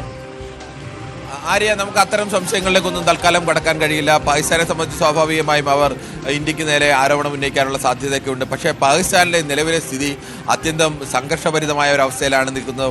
കടുത്ത അരക്ഷിതാവസ്ഥയും അവിശ്വാസവും പാകിസ്ഥാനിലെ പ്രധാനപ്പെട്ട പാകിസ്ഥാനെ സംബന്ധിച്ച് ഒരു ഭാഗത്ത് ഭരണകൂടം, മറുഭാഗത്ത് പാകിസ്ഥാൻ സേന, മറ്റൊരു ഭാഗത്ത് ഭീകര സംഘടനകൾ, ഇങ്ങനെ ഇതെല്ലാം ചേർന്ന് ഇവർക്കിടയിൽ ISIയുടെ രഹസ്യാന്വേഷണ ഏജൻസിയായ ISIയുടെ ഇൻപുട്ടുകളും അവരുടെ നിയന്ത്രണവും, ഇങ്ങനെ യഥാർത്ഥത്തിൽ പാകിസ്ഥാനെ സംബന്ധിച്ച് ഈ 3 അധികാര കേന്ദ്രങ്ങൾ പാകിസ്ഥാനിൽ പ്രബലമായി തന്നെയുണ്ട്. പാകിസ്ഥാൻ ഭരണകൂടത്തൊപ്പം തന്നെ വലിയ ശക്തിയാണ് പാകിസ്ഥാനിലെ സേനാ വിഭാഗം. പാകിസ്ഥാൻ കരസേനയുടെ നേതൃത്വത്തിൽ മുനീർ അവിടെ അധികാരം പിടിച്ചെടുക്കാൻ ശ്രമിക്കുന്നു എന്നുള്ള വാർത്തകളൊക്കെ പുറത്തു വരുന്നുണ്ട്. മറുഭാഗത്ത് പാകിസ്ഥാന്റെ പൂർണ്ണമായ സേനയുടെ പിന്തുണയോടുകൂടിയും പാകിസ്ഥാൻ സർക്കാരിന്റെ പ്രത്യേകിച്ച് സേനയുടെ വലിയ പിന്തുണയോടുകൂടിയാണ് ISIയുടെയും വലിയ പിന്തുണയോടുകൂടി തന്നെയാണ് ജെയ്ഷെ മുഹമ്മദ് ആയാലും ലഷ്കർ-ഇ തൊയ്ബ ആയാലും ഹിസ്ബുൾ മുജാഹിദിനായാലും ഇങ്ങനെ 3 പ്രധാനപ്പെട്ട അന്താരാഷ്ട്ര ഭീകര സംഘടനകൾ. ഈ 3 സംഘടനകൾക്ക് അവരുടെ പാർക്കാനുള്ള സ്ഥലം, അവർക്ക് പരിശീലനം നൽകാനുള്ള സ്ഥലം, അവർക്ക് സംരക്ഷണം, അവർക്ക് മറ്റ് ലോജിസ്റ്റിക്കൽ സംവിധാനങ്ങൾ, അവരെ സംബന്ധിച്ചിടത്തോളം അവർക്കുള്ള എല്ലാ സൗകര്യങ്ങളും അവരെ പാലൂട്ടി വളർത്തുന്നത് പാകിസ്ഥാൻ തന്നെയാണ്. ഇതേ പ്രതിരോധ മന്ത്രി ഖ്വാജ ആസിഫ് തന്നെ നേരത്തെ പറഞ്ഞിട്ടുണ്ട്, 3 പതിറ്റാണ്ട് കാലത്തോളം ഞങ്ങൾ ഈ ഭീകരരെ പാലൂട്ടി വളർത്തി, അതിൻ്റെ ശിക്ഷയാണ് പാകിസ്ഥാൻ അനുഭവിക്കുന്നത്. പാകിസ്ഥാൻ ഇന്ത്യക്കൊപ്പം വളർന്ന വികസിത രാജ്യമായി മുന്നോട്ട് പോകേണ്ടതായിരുന്നു. പാകിസ്ഥാന്റെ ട്രാക്ക് റെക്കോർഡ് തന്നെ സ്വാതന്ത്ര്യം കിട്ടിയ കാലത്തൊക്കെ ഇന്ത്യക്കൊപ്പം തന്നെ നിന്ന എല്ലാ തരത്തിലും നിൽക്കുന്ന ഒരു രാജ്യമായിരുന്നു. ആ രാജ്യത്തിൽ നിന്നാണ് ഇന്നിപ്പോൾ പട്ടിണിയിലേക്കും അരക്ഷിതാവസ്ഥയിലേക്കും കടുത്ത സാമ്പത്തിക പ്രതിസന്ധിയിലേക്കും ഒക്കെ നീങ്ങുന്ന ഒരു തരത്തിലും കാര്യമായ വികസനമോ പുരോഗതിയോ ഇല്ലാത്ത ഒരു രാജ്യമായി പാകിസ്ഥാൻ തുടരുന്നതിന് പ്രധാനപ്പെട്ട കാരണം ഈ ഭീകര സംഘടനകളെയൊക്കെ ഊട്ടി വളർത്തി. അത് അമേരിക്കയും മറ്റ് ബ്രിട്ടൻ അടക്കമുള്ള യൂറോപ്യൻ രാജ്യങ്ങളുടെയും പ്രേരണപ്രകാരമാണ്, അവരുടെ നിർദ്ദേശപ്രകാരമാണ് ഇത് ചെയ്തതെന്നും അത് തെറ്റായി പോയെന്നും പാകിസ്ഥാനിലെ പ്രതിരോധ മന്ത്രി തന്നെ പറയുന്ന സാഹചര്യം ഉണ്ടായിരുന്നു. എന്തായാലും പാകിസ്ഥാനിൽ ഇപ്പോൾ ഒരു ഭാഗത്ത് ഭരണകൂടവും മറുഭാഗത്ത് സൈന്യവും മറ്റൊരു ഭാഗത്ത് ഈ 3 പ്രധാനപ്പെട്ട തീവ്രവാദി ഭീകര സംഘടനകൾ. ഈ 3 ഭീകര സംഘടനകൾക്കിടയിൽ തന്നെ വലിയ തർക്കമുണ്ട്. ജെയ്ഷെ മുഹമ്മദിനും ലഷ്കർ-ഇ തൊയ്ബയ്ക്കും ഇടയിൽ വലിയ തർക്കങ്ങളും ആഭ്യന്തര പ്രശ്നങ്ങളും ഒക്കെ ഉണ്ട്. ഇവർക്ക് ഹിസ്ബുൾ മുജാഹിദിനുമായി പ്രശ്നങ്ങളുണ്ട്. അങ്ങനെ വ്യത്യസ്തമായ രീതിയിലേക്ക് വലിയ സംഘർഷത്തിലൊക്കെ നിൽക്കുന്ന ഒരു രാജ്യമാണ് പാകിസ്ഥാൻ. അവിടെ ഒരു സ്ഫോടനം ഉണ്ടായാൽ ഇതിൽ ആരാണ് ആർക്കെതിരെയാണ് സ്ഫോടനം നടത്തിയത് എന്നൊന്നും നമുക്ക് കൃത്യമായി പറയാൻ കഴിയില്ല. ഇനി പാകിസ്ഥാൻ അങ്ങനെ ഏതെങ്കിലും ഒരു ആളുടെ തലയിൽ ഇത് കെട്ടിവെച്ചാൽ പോലും അതുതന്നെയാണോ ശരി എന്ന് പോലും ഉറപ്പിച്ച് പറയാൻ കഴിയില്ല. അങ്ങനെ ഏത് സമയത്തും എവിടെ നിന്നും ആക്രമണം ഉണ്ടാവാൻ സാധ്യതയുള്ള ഒരു രാജ്യം എന്ന നിലയ്ക്കാണ് പാകിസ്ഥാൻ നിൽക്കുന്നത്. സാധാരണഗതിയിൽ ഇത്തരം ആഭ്യന്തര സംഘർഷങ്ങളൊക്കെ മൂർച്ഛിക്കുന്ന ഘട്ടത്തിലാണ് അവർ ഇന്ത്യക്കെതിരെ ഏതെങ്കിലും തരത്തിൽ ആക്രമണം നടത്തി ഇന്ത്യക്കെതിരെ ഒരു യുദ്ധസമാനമായ അന്തരീക്ഷമൊക്കെ ഉണ്ടാക്കി തൽക്കാലത്തേക്ക് പൊതുശത്രു എന്ന നിലയ്ക്ക് ഇന്ത്യയെ കണ്ട് അതിനെ ഉയർത്തിക്കാട്ടിക്കൊണ്ട് ഈ പ്രശ്നങ്ങളൊക്കെ പരിഹരിക്കാൻ ശ്രമിക്കുന്നത്. ഇപ്പോഴും അത്തരമൊരു ശ്രമത്തിൻ്റെ ഭാഗം കൂടിയാണ് ഇപ്പോൾ നടത്തിയ പഹൽഗാം ഭീകരാക്രമണം എന്നതുകൂടി ഒരു വശം, അങ്ങനെ ഒരു രാഷ്ട്രീയ വശം കൂടി കാണുന്നുണ്ട്. എന്തായാലും അത്തരത്തിലേക്കുള്ള കടുത്ത ആഭ്യന്തര പ്രതിസന്ധിയിൽ നിൽക്കുന്ന ഒരു രാജ്യത്താണ് ഇപ്പോൾ ഇങ്ങനെ ഒരു സ്ഫോടനം നടന്നിരിക്കുന്നത്. ലാഹോർ പോലെ ഏറ്റവും പ്രധാനപ്പെട്ട പഞ്ചാബ് പ്രവിശ്യയിലെ ഏറ്റവും പ്രധാനപ്പെട്ട ഒരു നഗരത്തിലാണ് ഇങ്ങനെ ഒരു സ്ഫോടനം നടന്നിരിക്കുന്നത്. അതും തുടർച്ചയായ 3 സ്ഫോടനങ്ങൾ എന്നാണ് പറയുന്നത്. ഈ സ്ഫോടനം നടന്ന സ്ഥലത്തിനും വലിയ പ്രത്യേകതയുണ്ട്. അത് വാൾട്ടൺ എയർഫീൽഡിന് സമീപമുള്ള ഒരു റോഡിലാണ്. വാൾട്ടൺ എയർഫീൽഡ് ലാഹോറിലെ ഏറ്റവും പ്രധാനപ്പെട്ട ഒരു എയർഫീൽഡാണ്, പ്രത്യേകിച്ച് സൈനിക പ്രാധാന്യമുള്ള സ്ഥലമാണ്. അതിന് സമീപത്ത് തന്നെയാണ് ഇങ്ങനെ ഒരു സ്ഫോടനം ഉണ്ടായിരിക്കുന്നത്. നമ്മുടെ പുറത്തു വന്ന ദൃശ്യങ്ങളിൽ നിന്ന് നമുക്ക് മനസ്സിലാവുന്ന കാര്യം എന്തായാലും ആൾക്കൂട്ടമൊക്കെ ഉള്ള ഒരു സ്ഥലത്ത് എവിടെയാണ് ഈ സ്ഫോടനം ഉണ്ടായിരിക്കുന്നത്, അല്ലാതെ ആളൊഴിഞ്ഞ ഏതെങ്കിലും സ്ഥലത്തല്ല സ്ഫോടനം ഉണ്ടായിരിക്കുന്നത് എന്നതാണ്. എന്തായാലും പാകിസ്ഥാനുള്ളിൽ തന്നെ ഉള്ളിലെ തീവ്രവാദികൾ തമ്മിലുള്ള ഭീകരവാദികൾ തമ്മിലുള്ള സംഘർഷത്തിൻ്റെ ഫലമായും ഈ 3 തീവ്രവാദി സംഘടനകൾ തമ്മിലുള്ള സംഘർഷം തന്നെ വളരെ വലുതാണ്. 3 വ്യത്യസ്ത താല്പര്യക്കാരായ ഗുണ്ടകളെ പിടിച്ച് സ്വന്തം കാര്യത്തിന് വേണ്ടി വളർത്തുന്ന ചില മാടമ്പിമാരെയൊക്കെ പോലെയാണ് പാകിസ്ഥാൻ്റെ അവസ്ഥയും. പാകിസ്ഥാൻ ഇങ്ങനെ എല്ലാ ചെല്ലും ചെലവും കൊടുത്ത് എല്ലാ സൗകര്യങ്ങളും കൊടുത്ത് ഈ 3 ഭീകര സംഘടനകളെ വളർത്തിക്കൊണ്ടിരിക്കുകയാണ്. ഈ 3 ഭീകര സംഘടനകളെ തമ്മിൽ യോജിപ്പിച്ച് നിർത്തുക എന്നത് തന്നെ വലിയ പ്രയാസമാണ്. അതിനിടയിലാണ് പാകിസ്ഥാനിലെ സൈന്യം ഒരു ഭാഗത്ത് അധികാരം പിടിക്കാൻ വേണ്ടി യുദ്ധം വന്നു കഴിഞ്ഞാൽ സ്വാഭാവികമായും അധികാരം സൈന്യത്തിലേക്ക് മാറുകയും ഭരണകൂടത്തെ അട്ടിമറിക്കുകയും ഒക്കെ ചെയ്യാം. ഇന്ത്യക്കൊപ്പം സ്വാതന്ത്ര്യം നേടിയ രാജ്യമാണ് പാകിസ്ഥാനെങ്കിലും അന്നു മുതൽ പലതവണ പട്ടാള അട്ടിമറി ഉണ്ടാവുകയും പട്ടാള മേധാവിമാർ പാകിസ്ഥാന്റെ അധികാരം പിടിച്ചെടുക്കുകയും ഒക്കെ ചെയ്ത രാജ്യം കൂടിയാണ് പാകിസ്ഥാൻ എന്ന് ഓർക്കണം. ഇന്ത്യ അന്നു മുതൽ 1947 സ്വാതന്ത്ര്യം ലഭിച്ച അന്നു മുതൽ ഇത്ര ബൃഹത്തായ രാജ്യമാണെങ്കിലും വ്യത്യസ്തമായ മതവിഭാഗക്കാരും വ്യത്യസ്തമായ എല്ലാ തരത്തിലും വ്യത്യസ്തരായ മനുഷ്യർ വസിക്കുന്ന ഇന്ന് കേരളവും തമിഴ്നാടും മുതൽ അങ്ങ് കശ്മീരും വടക്കുകിഴക്കൻ സംസ്ഥാനങ്ങളുമൊക്കെ ഒരു തരത്തിലും ബന്ധമില്ലാത്ത വ്യത്യസ്തമായ ആളുകൾ താമസിക്കുന്ന ഇടമായിട്ട് പോലും ഇന്ത്യൻ ജനാധിപത്യം സംരക്ഷിക്കാൻ ലോകത്തിന് മുന്നിൽ അഭിമാനപൂർവ്വം ഉയർത്തിപ്പിടിക്കാൻ ഇന്ത്യക്ക് കഴിഞ്ഞിട്ടുണ്ടെങ്കിൽ പാകിസ്ഥാൻ എന്ന ഇന്ത്യയുടെ 4-1 പോലും ഇല്ലാത്ത രാജ്യത്തിന് അങ്ങനെ കഴിഞ്ഞിട്ടില്ല എന്ന് മാത്രമല്ല പലതവണ ഇവിടെ പട്ടാള അട്ടിമറികൾ ഉണ്ടായിട്ടുണ്ട്. ഇപ്പോഴത്തെ ഈ പഹൽഗാം ഭീകരാക്രമണം പോലും പട്ടാളത്തിൻ്റെ അട്ടിമറിക്കുള്ള ഒരു ശ്രമത്തിൻ്റെ ഭാഗമാണ് എന്ന തരത്തിലേക്കുള്ള ചില വിലയിരുത്തലുകളൊക്കെ വന്നിട്ടുണ്ട്. പാകിസ്ഥാനെ സംബന്ധിച്ച് ഇതൊന്നും നമുക്ക് തള്ളിക്കളയാനാവില്ല. എന്തായാലും കഴിഞ്ഞ ദിവസം ഇന്ത്യ നടത്തിയ ഒരു സ്ട്രൈക്ക് എന്ന് പറയുന്നത് യഥാർത്ഥത്തിൽ പാകിസ്ഥാനിലെ ഭീകര സംഘടനകൾക്ക് നേരെയായിരുന്നു. അവിടുത്തെ ഏതെങ്കിലും ഒരു സൈനിക കേന്ദ്രത്തിന് നേരെയോ സൈനികർക്ക് നേരെയോ അല്ല. അപ്പോൾ ഭീകര സംഘടനകളെ സംബന്ധിച്ച് ലഷ്കർ-ഇ തൊയ്ബ ആയാലും അതോടൊപ്പം തന്നെ ജെയ്ഷെ മുഹമ്മദ് ആയാലും ഹിസ്ബുൾ മുജാഹിദീനായാലും ഈ 3 സംഘടനകളെ സംബന്ധിച്ച് അവരുടെ ഏറ്റവും തലപ്പത്ത് നിൽക്കുന്ന നേതാക്കന്മാരുടെ വീടുകൾക്ക് നേരെയൊക്കെയാണ് മസൂദ് അസറിന്റെ വീടിൽ 10 പേരാണ് മരണമടഞ്ഞത്. അപ്പോൾ അവർ സ്വാഭാവികമായും വലിയ ചോദ്യങ്ങൾ ഉന്നയിക്കുന്നുണ്ട്. നിങ്ങൾക്ക് വേണ്ടി ഇന്ത്യക്കെതിരെ ആക്രമിക്കാൻ എല്ലാ ചാവേറുകളെ ഒരുക്കി എല്ലാം ചെയ്യുന്ന ഞങ്ങൾക്ക് സംരക്ഷണം ഒരുക്കാൻ എന്തുകൊണ്ട് നിങ്ങൾ കഴിയുന്നില്ല, ഇത് തിരിച്ചറിയാൻ പോലും കഴിയുന്നില്ല എന്നുള്ള ചോദ്യമൊക്കെ അവരുടെ ഭാഗത്തു നിന്നിട്ടുണ്ട്. അത്തരം സംഘർഷങ്ങളുടെ ഭാഗമാണോ ഇതൊന്നും നമുക്ക് ഇപ്പോൾ വ്യക്തമായി പറയാനാവില്ല. സംശയങ്ങളിലേക്കൊക്കെയും വിരൽ ചൂണ്ടുന്ന ഒരു സാഹചര്യം തന്നെയാണ്. കാരണം ഈ ലാഹോറിൽ പാകിസ്ഥാനിലെ പ്രധാന നഗരങ്ങളിൽ ഒന്നായ ലാഹോറിൽ ഇത്തരത്തിലൊരു ആക്രമണം നടന്നപ്പോൾ ആര് എപ്പോൾ എങ്ങനെ നടത്തി എന്നുള്ള വലിയ ചോദ്യം അവിടെ അവശേഷിക്കുന്നുണ്ട്. അതിനുള്ള ഉത്തരം വരും മണിക്കൂറുകളിൽ ലഭ്യമാകുമെന്നാണ് പ്രതീക്ഷിക്കുന്നത്. എന്തായാലും പ്രാദേശിക മാധ്യമങ്ങളും അന്താരാഷ്ട്ര മാധ്യമങ്ങളും റിപ്പോർട്ട് ചെയ്യുന്നതനുസരിച്ച് നോക്കുമ്പോൾ 3 സ്ഫോടന ശബ്ദങ്ങൾ കേട്ടു എന്ന തരത്തിലാണ് റിപ്പോർട്ട് വരുന്നത്. പഞ്ചാബ് പ്രവിശ്യയിലെ വോൾട്ടൺ റോഡ് പരിസരത്താണ് ഇത്തരത്തിൽ രാവിലെയോടെ ഒരു സ്ഫോടന ശബ്ദം കേട്ടത്. ഈ സ്ഫോടനങ്ങളെ തുടർന്ന് ലാഹോറിലെ തെരുവുകളിൽ പരിഭ്രാന്തി പടർന്നതായും റിപ്പോർട്ടുകളുണ്ട്. അതിന്റെ സമൂഹ മാധ്യമങ്ങളിൽ അടക്കം പ്രചരിച്ച ദൃശ്യങ്ങളാണ് പ്രേക്ഷകർ കണ്ടത്. അതിനിടയിൽ മറ്റൊരു വാർത്ത വരുന്നത് പാകിസ്ഥാനുമായി സംഘർഷം രൂക്ഷമായിരിക്കെ ബംഗ്ലാദേശ് അതിർത്തിയിൽ ജാഗ്രത ശക്തമാക്കി ഇന്ത്യ എന്നുള്ളതാണ്. മേഘാലയയിൽ രാത്രി കർഫ്യൂ പ്രഖ്യാപിച്ചു. പശ്ചിമ ബംഗാളിലെ 17 ജില്ലകളിൽ അതീവ ജാഗ്രത പ്രഖ്യാപിച്ചു. സമൂഹ മാധ്യമങ്ങളിൽ വ്യാജ പ്രചാരണങ്ങൾ നടത്തുന്നവരും നിരീക്ഷണത്തിലാണ്. പാക് സംഘർഷ സാഹചര്യത്തിൽ ബംഗ്ലാദേശ് നേതാക്കളിൽ പ്രകോപനപരമായ പ്രസ്താവനകൾ ഉണ്ടാകുന്ന സാഹചര്യത്തിലാണ് ഇന്ത്യയുടെ ജാഗ്രത. സജിത്ത് നമുക്കൊപ്പം കൂടുതൽ വിവരങ്ങളുമായി ചേരുകയാണ്. സജിത്ത്, ഇന്നലെ തന്നെ ആഭ്യന്തരമന്ത്രി പറഞ്ഞ കാര്യമാണ് അതീവ ജാഗ്രത അതിർത്തി സംസ്ഥാനങ്ങളിൽ പ്രത്യേകമായി ഉണ്ടാകണം. മുന്നറിയിപ്പുകൾ ശ്രദ്ധിക്കണം. ഏത് നിമിഷവും ഏത് തരത്തിലുള്ള അറ്റാക്കുകളെയും നേരിടാൻ സർവ്വസജ്ജമായി ഇരിക്കണമെന്നുള്ളത്. അതിനിടയിൽ ഇത്തരത്തിൽ ബംഗാളിലടക്കം കർഫ്യൂ, മറ്റ് അലേർട്ടുകളൊക്കെ വരുന്ന സാഹചര്യം. എന്താണ് ഈ മുന്നറിയിപ്പിൽ പറയുന്നത്? പ്രധാനമായും പാക് അതിർത്തിയിൽ പാകിസ്ഥാനുമായുള്ള സംഘർഷം രൂക്ഷമാകുമ്പോൾ ഇന്ത്യക്ക് ഒരേ സമയം ചൈനയുമായും ബംഗ്ലാദേശുമായുള്ള അതിർത്തിയിൽ സംരക്ഷണം ഒരുക്കേണ്ടതുണ്ട് എന്നതാണ് ഉള്ള വെല്ലുവിളി. ഇതിൽ ഏറ്റവും പ്രകോപനപരമായ സാഹചര്യം ബംഗ്ലാദേശിലെ ചില രാഷ്ട്രീയ നേതാക്കളിൽ നിന്നും കഴിഞ്ഞ ദിവസം ഉണ്ടായിരുന്നു. അതായത് പാകിസ്ഥാൻ ഇന്ത്യയെ ആക്രമിക്കുകയാണെങ്കിൽ, അത്തരമൊരു നീക്കമുണ്ടായെങ്കിൽ ചിക്കൻ നെക്ക് എന്ന രീതിയിൽ അറിയപ്പെടുന്ന വടക്ക് കിഴക്കൻ സംസ്ഥാനങ്ങൾ അത് പൂർണ്ണമായും പിടിച്ചടക്കുമെന്ന നീക്കം ബംഗ്ലാദേശിലെ ചില പ്രധാനപ്പെട്ട രാഷ്ട്രീയ നേതാക്കളുടെ ഭാഗത്തുനിന്നുണ്ടായിരുന്നു. സ്വാഭാവികമായും കൂടുതൽ ജാഗ്രത അവിടെ പുലർത്തേണ്ടതുണ്ട്. ഈ സാഹചര്യത്തിലാണ് ഇപ്പോൾ മേഘാലയയിൽ രാത്രി കർഫ്യൂകൾ നിർബന്ധമാക്കിയിരിക്കുന്നത്. ഒപ്പം തന്നെ പശ്ചിമ ബംഗാളിലെ 17 ജില്ലകളിൽ അതീവ ജാഗ്രതാ നിർദ്ദേശവും നൽകിയിട്ടുണ്ട്. പശ്ചിമ ബംഗാളിൽ അവിടെ സെക്രട്ടേറിയറ്റ് കേന്ദ്രീകരിച്ച് പ്രത്യേക കൺട്രോളും കൂടി പ്രവർത്തനം ആരംഭിച്ചിട്ടുണ്ട്. സോഷ്യൽ മീഡിയയിലൂടെ നടക്കുന്ന പ്രചരണങ്ങളെല്ലാം ശക്തമായി തന്നെ നിരീക്ഷിക്കാനുള്ള നിർദ്ദേശവും നൽകിയിട്ടുണ്ട്. ആ തരത്തിൽ അതിർത്തി മേഖലയിലെ നീക്കങ്ങൾ സജീവമായി തന്നെ നടക്കുകയാണ്. പ്രത്യേകിച്ച് ബംഗ്ലാദേശ് അതിർത്തിയിലാണ് കൂടുതൽ ജാഗ്രതയോടെ തന്നെ ഇന്ത്യയുടെ ഭാഗത്തു നിന്നും നീക്കമുണ്ടാവുന്നത്. കാരണം പാക് അതിർത്തിയിലെ സാഹചര്യങ്ങൾ ബംഗ്ലാദേശിൽ നിന്നും മറ്റൊരു നീക്കമുണ്ടാകുമോ എന്നതാണ്. നുഴഞ്ഞുകയറ്റ ശ്രമങ്ങൾ ഉണ്ടാവുന്നു. ഒപ്പം തന്നെ ആ സാഹചര്യത്തിൽ ബംഗ്ലാദേശ് അതിർത്തിയിൽ കൂടുതൽ ജാഗ്രതാ നീക്കമാണ് ഉണ്ടാവുന്നത്. അതീവ ജാഗ്രതയിലാണ്. ഇന്നലെ പശ്ചിമ ബംഗാൾ മുഖ്യമന്ത്രി അടക്കം ഈ സാഹചര്യങ്ങളിൽ അതിർത്തി മേഖലകളിൽ കൂടുതൽ ജാഗ്രതാ നീക്കമുണ്ടാകുമെന്ന പ്രഖ്യാപനം നടത്തിയിരുന്നു. അതിന് പിന്നാലെയാണ് ഇപ്പോൾ മേഘാലയ സംസ്ഥാനത്ത് മേഘാലയയിൽ രാത്രി കർഫ്യൂ ഉണ്ടാകുന്നു. പശ്ചിമ ബംഗാളിലെ 17 ജില്ലകളിൽ അതീവ ജാഗ്രതാ നിർദ്ദേശം നൽകിക്കൊണ്ടുള്ള നീക്കങ്ങൾ ഉണ്ടാവുന്നത്.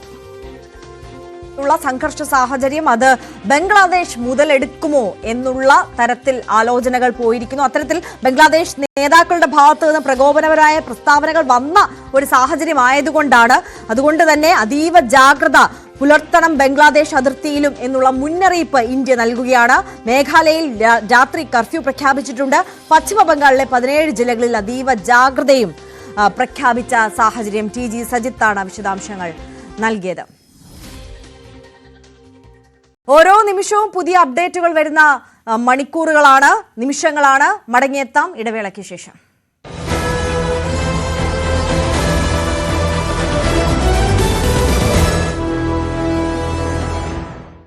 ഏതു വലിയ ആൾക്കൂട്ടത്തിനിടയിൽ നിന്നാലും ലക്ഷ്യം വെക്കുന്ന ആളുടെ തലയ്ക്കു തന്നെ വെടിയുണ്ട തുളച്ചു കയറ്റാൻ ശേഷിയുള്ള ഷാർപ്പ് ഷൂട്ടർമാരുണ്ട്.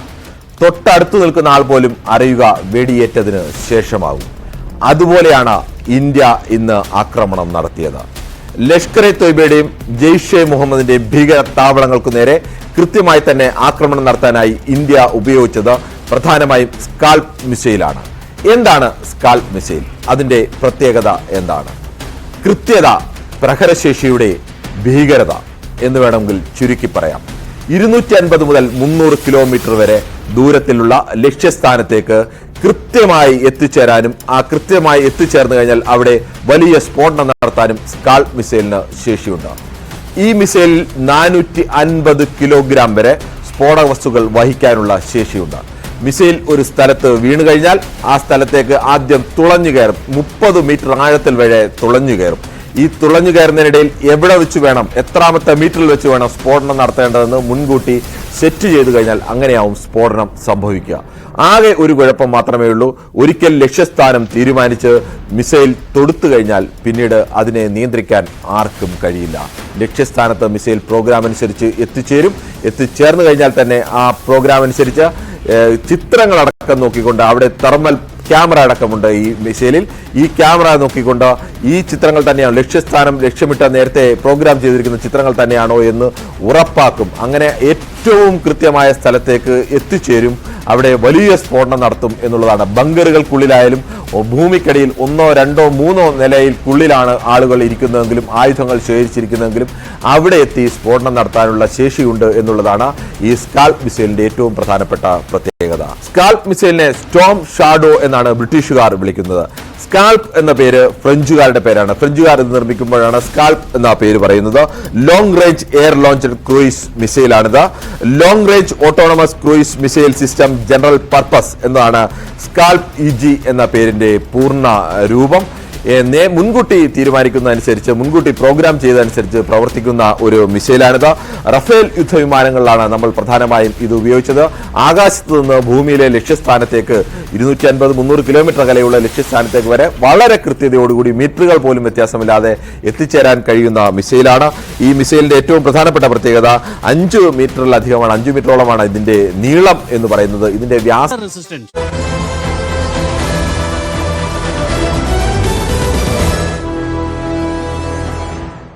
മടങ്ങിയെത്തുമ്പോൾ പെഹൽഗാമിൽ ആക്രമണം നടത്തിയ ദ റെസിസ്റ്റൻസ് ഗ്രൂപ്പ് തലവൻ ഷെയ്ഖ് സജ്ജാദ് ഗുൽ പഠനത്തിനായി കേരളത്തിലുമെത്തി. ബംഗളൂരുവിൽ MBA പഠനത്തിന് ശേഷം ലാബ് ടെക്നീഷ്യൻ കോഴ്സ് പഠിക്കാനാണ് ഗുൽ കേരളത്തിലെത്തിയത്. കശ്മീരിൽ മടങ്ങിയെത്തി ലാബ് സ്ഥാപിച്ച ഗുൽ പിന്നീട് തീവ്രവാദത്തിലേക്ക് തിരിയുകയായിരുന്നു. TG സജിത്ത് തുടരുന്നുണ്ട് കൂടുതൽ വിവരങ്ങളുമായി. സജിത്ത്, പെഹൽഗാമിൽ ആക്രമണം നടത്തിയ TRFന്റെ തലവനെ കുറിച്ചാണ് ഈ ഞെട്ടിക്കുന്ന വിവരങ്ങൾ പുറത്തു വന്നിട്ടുള്ളത്. കേരളത്തിൽ പഠിച്ചിട്ടുള്ള വ്യക്തിയാണ് എന്ന തരത്തിൽ കൂടുതൽ വിവരങ്ങൾ ഈ ഗുല്ലിനെ സംബന്ധിച്ച് പുറത്തു വരുന്ന സാഹചര്യം. ഇയാളെ ട്രേസ് ചെയ്യാൻ കഴിഞ്ഞിട്ടുണ്ടോ? മറ്റ് വിവരങ്ങൾ അന്വേഷണ ഏജൻസികൾക്ക് ലഭിച്ചിട്ടുണ്ടോ ഇയാളെ കുറിച്ച്? ആര്യ, ഷെയ്ഖ് സജ്ജാദ് ഗുൽ എന്നത് ഈ TRFന്റെ തലവനാണ്, TRFന്റെ ബുദ്ധി കേന്ദ്രമാണ്. അതായത് പെഹൽഗാമിൽ ആക്രമണം നടത്തിയ ഷെയ്ഖ് സജ്ജാദ് ഗുള്ളും അടക്കമുള്ള സംഘം ഇയാളുടെ ബുദ്ധി കേന്ദ്രമാണ് ഇത്തരമുള്ള വലിയ നീക്കത്തിന് ഇടവെച്ചത്. NIA നടത്തിയ അന്വേഷണത്തിൽ കണ്ടെത്തിയതാവട്ടെ ഞെട്ടിക്കുന്ന കാര്യങ്ങളാണ്. ശ്രീനഗറിൽ ജനിച്ച ഈ ഗുൾ പിന്നീട് ഇന്ത്യയുടെ വിവിധ ഭാഗങ്ങളിലൂടെ സഞ്ചരിച്ചു. അതായത് ശ്രീനഗറിൽ നിന്ന് അദ്ദേഹം അവിടുത്തെ BSc പഠനത്തിന് ശേഷം MBA പഠിക്കാനെത്തിയത് ബംഗളൂരുവിലാണ്. അതിനുശേഷമാണ് കേരളത്തിൽ എത്തി ലാബ് ടെക്നീഷ്യൻ കോഴ്സ് പഠിച്ചത് എന്നതാണ് NIA കണ്ടെത്തിയിരിക്കുന്നത്. ഇതിനുശേഷമാണ് പിന്നീട് കശ്മീരിലേക്ക് തിരിച്ചു വരികയും അവിടെ ഒരു ലാബ് സ്ഥാപിക്കുകയും പിന്നീടാണ് തീവ്രവാദികളുമായി ബന്ധപ്പെട്ട് അവർക്ക് ഗ്രൗണ്ട് സപ്പോർട്ട് നൽകുന്ന ഒരു പ്രവർത്തകനായി മാറുകയും തീവ്രവാദി ബന്ധങ്ങൾ ഉണ്ടാവുകയും ചെയ്യുന്നത് പിന്നീടാണ്. അതായത് കേരളത്തിലെത്തിയത് 90കളുടെ കാലഘട്ടത്തിലാവാം എന്നാണ് നമ്മൾ പ്രതീക്ഷിക്കുന്നത്. പക്ഷേ കേരളത്തിലെത്തിയത്, പഠനം നടത്തിയത് എവിടെ, ഏത് ജില്ലയിൽ, ഏത് സ്ഥലത്ത് എന്നതിൽ വ്യക്തത വന്നിട്ടില്ല. NIAയുടെ അന്വേഷണത്തിലാണ് ഇക്കാര്യങ്ങൾ ഇപ്പോൾ കണ്ടെത്തിയിരിക്കുന്നത്. ഷെയ്ഖ് സജ്ജാദ് ഗുള്ള് അതിനുശേഷം കശ്മീരിൽ തിരികെ എത്തിയതിനു ശേഷം അവിടെ ഒരു ലാബ് സ്ഥാപിക്കുകയും തീവ്രവാദികൾക്ക് അടിസ്ഥാന സൗകര്യങ്ങൾ ചെയ്തു കൊടുക്കുന്ന, ഗ്രൗണ്ട് സൗകര്യങ്ങൾ ചെയ്തു കൊടുക്കുന്ന പ്രവർത്തനങ്ങളിൽ ഏർപ്പെടുകയും ആണ് ചെയ്തത്. പക്ഷേ 2002-ൽ പിന്നീട് RDXുമായി നിസാമുദ്ദീൻ റെയിൽവേ സ്റ്റേഷനിൽ നിന്നും പിടിയിലാവുകയായിരുന്നു. അതായത് രാജ്യ തലസ്ഥാനത്ത് അടക്കം സീരിയൽ ബ്ലാസ്റ്റുകൾ നടത്താൻ പദ്ധതിയിട്ടിരുന്ന സംഘത്തിലാണ് ഉൾപ്പെട്ടിരുന്നത്. അറസ്റ്റിനൊടുവിൽ 2003-ൽ 10 വർഷത്തെ തടവിന് കോടതി ശിക്ഷിച്ചു. ജയിലിലായിരുന്നു. ഈ ജയിലിൽ നിന്ന് മോചനം സാധ്യമാകുന്ന 2017-ലാണ്. 2017-ൽ അതിനുശേഷം സജ്ജാദ് ഹുസൈൻ ഗുൾ നേരിട്ടെത്തുന്നത് പിന്നീട് പാകിസ്ഥാനിലേക്കാണ്. അവിടെ നിന്നാണ് ലഷ്കർ-ഇ തോയ്ബയുടെ സഹായത്തോടെ 2019-ൽ പിന്നീട് റെസിസ്റ്റന്റ് ഫ്രണ്ട് എന്ന TRFന്റെ രൂപീകരണത്തിലേക്ക് എത്തുകയും ഒടുവിൽ ഇപ്പോൾ നമ്മൾ കണ്ടത് പെഹൽഗാം ആക്രമണത്തിലേക്ക് വരെ എത്തുകയും ചെയ്യുന്ന സാഹചര്യം ഉണ്ടായത്. 2020 മുതൽ 2024 ഇടയിൽ നിരവധി തീവ്രവാദ പ്രവർത്തനങ്ങളും ആക്രമണങ്ങളും നടത്തിയിട്ടുള്ള സംഘമാണ് ഈ TRF. അതിൻ്റെ ബുദ്ധി കേന്ദ്രം ഇയാളായിരുന്നു എന്നതാണ് കണ്ടെത്തൽ. എന്ന് മാത്രമല്ല, അയാൾ കേരളത്തിൽ വന്നു പോയിരുന്നു എന്നതാണ് സാഹചര്യം. എന്തായാലും കേരളത്തിൽ വന്നു പോയത് എവിടെ, എങ്ങനെ എന്നതടക്കമുള്ള കാര്യങ്ങളിൽ NIAയുടെ അന്വേഷണം നടക്കുന്നു എന്നാണ് നമുക്ക് ലഭ്യമാവുന്ന വിവരം. തീർച്ചയായും 26 പേരെ കൊലപ്പെടുത്തിയ പഹൽഗാം ഭീകരാക്രമണത്തിന് ഉത്തരവാദിത്തം ലഷ്കറിന്റെ നിഴൽ സംഘടനയായ ദ റെസിസ്റ്റന്റ് ഫ്രണ്ടാണ് ഏറ്റെടുത്തിരുന്നത്. അതിന്റെ തലവൻ ഷെയ്ഖ് സജ്ജാദ് ഗുൽ കേരളത്തിൽ പഠിച്ചിരുന്നു എന്നുള്ള വിവരം കൂടി NIAക്ക് ലഭിച്ചിരിക്കുകയാണ്. പക്ഷെ കേരളത്തിൽ എവിടെ, ഏത് കാലഘട്ടത്തിൽ തുടങ്ങിയ വിശദാംശങ്ങൾ ലഭിക്കേണ്ടതുണ്ട്. അത് വരും ദിവസങ്ങളിൽ അടക്കം പുറത്തേക്ക് വരുമെന്നുള്ളതാണ് പ്രതീക്ഷിക്കുന്നത്. അതേസമയം തന്നെ ഓപ്പറേഷൻ സിന്ദൂരിൽ ഇന്ത്യൻ സൈന്യം തകർത്ത ഭീകര കേന്ദ്രങ്ങളുടെ ഉപഗ്രഹ ചിത്രങ്ങൾ പുറത്തു വന്നു എന്ന ഒരു വാർത്ത കൂടിയുണ്ട്. ആക്രമണത്തിൽ ഭീകര ആസ്ഥാനങ്ങൾ തരിപ്പണമായതായി വ്യക്തമാക്കുന്നതാണ് ഈ ചിത്രങ്ങൾ. ബഹാവൽപൂരിലെയും മുറിദ്ഗയിലെയും ദൃശ്യങ്ങളാണ് പുറത്തു വന്നത്. ജയ്ഷെ ആസ്ഥാനം പൂർണ്ണമായും തകർന്നടിഞ്ഞതായി ഈ ദൃശ്യങ്ങളിൽ വ്യക്തമാണ്. TG സജിത്ത് കൂടുതൽ വിവരങ്ങളുമായി നമുക്കൊപ്പം ചേരുകയാണ്. സജിത്ത്, ഈ ദൃശ്യങ്ങൾ, സാറ്റലൈറ്റ് ചിത്രങ്ങൾ, ഇതുമായി ഈ ഭീകരരുടെ കേന്ദ്രങ്ങൾ ഇന്ത്യ തകർത്തതിന്റെ കൂടുതൽ ദൃശ്യങ്ങളൊക്കെ ഇന്നലെ പുറത്തു വന്നിരുന്നു. അതുമായി ബന്ധപ്പെട്ട കൂടുതൽ സാറ്റലൈറ്റ് ദൃശ്യങ്ങളാണ് ഇപ്പോൾ പുറത്തു വരുന്നത്. ലോകത്തിന് മുമ്പിൽ വലിയ ഇരവാദമൊക്കെ പാകിസ്ഥാൻ ഉന്നയിക്കുന്നുണ്ടായിരുന്നു. തങ്ങളുടെ ഭീകര കേന്ദ്രങ്ങളൊന്നുമല്ല പൊളിച്ചത്, സാധാരണക്കാരായ ജനങ്ങൾക്ക് മേലാണ് ഈ ആക്രമണം നടന്നത് എന്ന തരത്തിലൊക്കെയുള്ള ഇരവാദം ഉയർത്തുന്നതിനിടയിൽ അല്ല, കൃത്യമായി ഇന്ത്യ എവിടെയാണ് ലക്ഷ്യം വെച്ചിരുന്നത്, എവിടെയാണ് ആക്രമണം നടത്തിയത് എന്ന് ലോകത്തിന് മുമ്പിൽ അടക്കം തെളിവ് നിരത്താൻ സഹായിക്കുന്ന ദൃശ്യങ്ങളാണ് ഇപ്പോൾ, സാറ്റലൈറ്റ് ദൃശ്യങ്ങളാണ് ഇപ്പോൾ ഇന്ത്യ പുറത്തേക്ക് കൊണ്ടുവന്നിരിക്കുന്നത്, പുറത്തുവിട്ടിരിക്കുന്നത്, അല്ലേ സജിത്ത്? അതെ, ഈ സാറ്റലൈറ്റ് ദൃശ്യങ്ങൾ വളരെ വ്യക്തമായി പറയുന്നുണ്ട്. ഇന്ത്യ ഈ ഭവൽപൂരിൽ അടക്കം നടത്തിയ ആക്രമണവും അതുണ്ടാക്കിയ നാശനഷ്ടങ്ങളും വളരെ കൃത്യമായി തന്നെ വ്യക്തമാക്കുന്നതാണ് ഈ പുറത്തുവരുന്ന സാറ്റലൈറ്റ് ദൃശ്യങ്ങൾ. ഒരു സ്വകാര്യ ഏജൻസി പുറത്തുവിട്ടതാണ്. അതായത് ഇന്ത്യ പുറത്തുവിടുന്ന ദൃശ്യങ്ങളല്ല, ഇത് മറ്റ് ഏജൻസികൾ പുറത്തുവിടുന്ന ദൃശ്യങ്ങൾ കൂടിയാണ് എന്നതാണ് ശ്രദ്ധേയമായ കാര്യം. ഇന്നലെ നമ്മൾ ന്യൂസ് 8 പ്രേക്ഷകരെ അറിയിച്ചതാണ് ഈ ജെയ്ഷെ മുഹമ്മദിന്റെ കേന്ദ്രങ്ങളിൽ ഇന്ത്യ നടത്തിയ മിസൈൽ ആക്രമണവും അതിനു മുമ്പും അതിനുശേഷവുമുള്ള ദൃശ്യങ്ങളുടെ താരതമ്യമടക്കം നമ്മൾ വ്യക്തമാക്കിയതാണ്. ഇപ്പോൾ സാറ്റലൈറ്റ് ദൃശ്യങ്ങൾ അതൊന്നുകൂടി ശരിവെക്കുകയാണ്.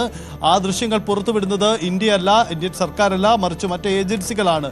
അതുകൊണ്ട് തന്നെ അവിടെ ഉണ്ടായ നാശനഷ്ടം വളരെ വ്യക്തമാവുന്ന ദൃശ്യങ്ങൾ കൂടിയാണ് പുറത്തുവരുന്നത്.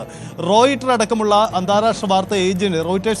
അന്താരാഷ്ട്ര വാർത്താ ഏജൻസികൾ ഇപ്പോൾ അവിടെ നേരിട്ടെത്തി പകർത്തിയ ദൃശ്യങ്ങളും ഇതിനിടയിൽ പുറത്തു വന്നിട്ടുണ്ട്.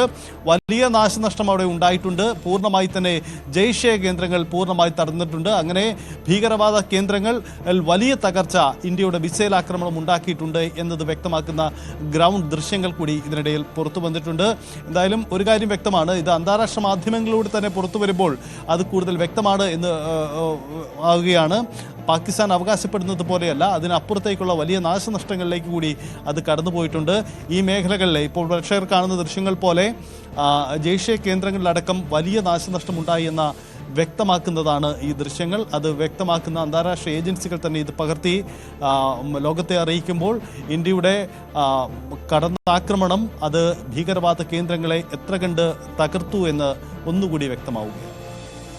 തീർച്ചയായും ജി സജിത്താണ് വിവരങ്ങൾ നൽകിയത്. ഇപ്പോൾ അവിടെ നിന്നുള്ള ഒരു പ്രതികരണം കൂടി വരുന്നുണ്ട്, നമുക്ക് അതിലേക്ക്. First two missiles were fired by India in the premises we are standing, and the other two attacks were carried out after a brief gap, and the whole four attacks were carried out in less than 10 minutes. So 4 buildings have been demolished. One is the admin block just behind you, and the mosque behind me, and additionally 2 residences. Pak deputy കമ്മീഷണറുടെ വാക്കുകളാണ് നമ്മൾ കേട്ടത്. വീണ്ടും വീണ്ടും നുണക്കഥകൾ പറഞ്ഞ് പരത്തുകയാണ്. ഇപ്പോൾ ആ പ്രതികരണത്തിൽ തന്നെ പറഞ്ഞ ഒരു കാര്യം, എന്റെ പുറകിൽ ഈ കാണുന്ന മോസ്കാണ് ഒന്ന് തകർത്തത് എന്നുള്ളതാണ്. ഇത്തരത്തിൽ മോസ്കിന്റെ മറവിലും സർക്കാർ ആശുപത്രികളുടെ മറവിലും സ്കൂളുകളുടെ മറവിലും ഒക്കെ തന്നെയാണ് അവിടെ ഭീകരവാദ കേന്ദ്രങ്ങൾ പ്രവർത്തിച്ചുകൊണ്ടിരിക്കുന്നത്. അത്തരത്തിൽ കൃത്യമായ ഭീകരവാദികൾക്ക് പരിശീലനം നൽകുന്ന അവരുടെ തന്ത്രപ്രധാനമായ താവളങ്ങൾ തന്നെയാണ് ഇന്ത്യ ആക്രമിച്ച് തകർത്തിട്ടുള്ളത്, തരിപ്പണമാക്കിയിട്ടുള്ളത്. പക്ഷേ അതൊരു ഘട്ടത്തിലും സമ്മതിച്ചു തരാൻ പാകിസ്ഥാൻ തയ്യാറാകുന്നില്ല എന്നത് യാഥാർത്ഥ്യമാണ്. ഇപ്പോൾ പാക് ഡെപ്യൂട്ടി കമ്മീഷണറുടെ വാക്കുകളിലും അതൊക്കെ തന്നെയാണ് പ്രതിഫലിക്കുന്നത്. എന്തായാലും ഇന്ത്യ നടത്തിയ ആക്രമണത്തിന്റെ നേർചിത്രം, ഇന്ത്യ എവിടെയാണ് ആക്രമണം നടത്തിയത്, എത്രത്തോളം ഭീകരമായ ആക്രമണമാണ് നടത്തിയിട്ടുള്ളത്, അതും മറ്റുള്ള സാധാരണ സിവിലിയൻസിനെയോ സൈന്യത്തെയോ ഒന്നും ആക്രമിക്കാതെ ഇന്ത്യ ലക്ഷ്യം വെച്ചത് ഭീകരവാദത്തിന്റെ വേരറക്കുക എന്നുള്ളതാണ്. ആ കേന്ദ്രങ്ങൾ മാത്രം ലക്ഷ്യമിട്ട് നടത്തിയ ആക്രമണമായിരുന്നു ഓപ്പറേഷൻ സിന്ദൂർ എന്നുള്ളത് ലോകത്തിന് മുമ്പിൽ തെളിയിക്കാൻ കഴിയുന്ന വ്യക്തമാക്കുന്ന ദൃശ്യങ്ങളാണ് ഇപ്പോൾ മറ്റ് വാർത്താ ഏജൻസികളുടെ അടക്കം ഭാഗത്തു നിന്ന് പുറത്തേക്ക് വന്നിട്ടുള്ളത്.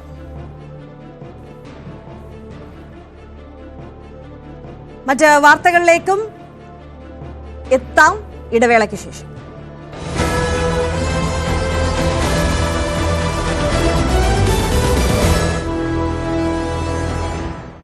ഏതു വലിയ ആൾക്കൂട്ടത്തിനിടയിൽ നിന്നാലും ലക്ഷ്യം വെക്കുന്ന ആളുടെ തലയ്ക്കു തന്നെ വെടിയുണ്ട തുളച്ചു കയറ്റാൻ ശേഷിയുള്ള ഷാർപ്പ് ഷൂട്ടർമാരുണ്ട്.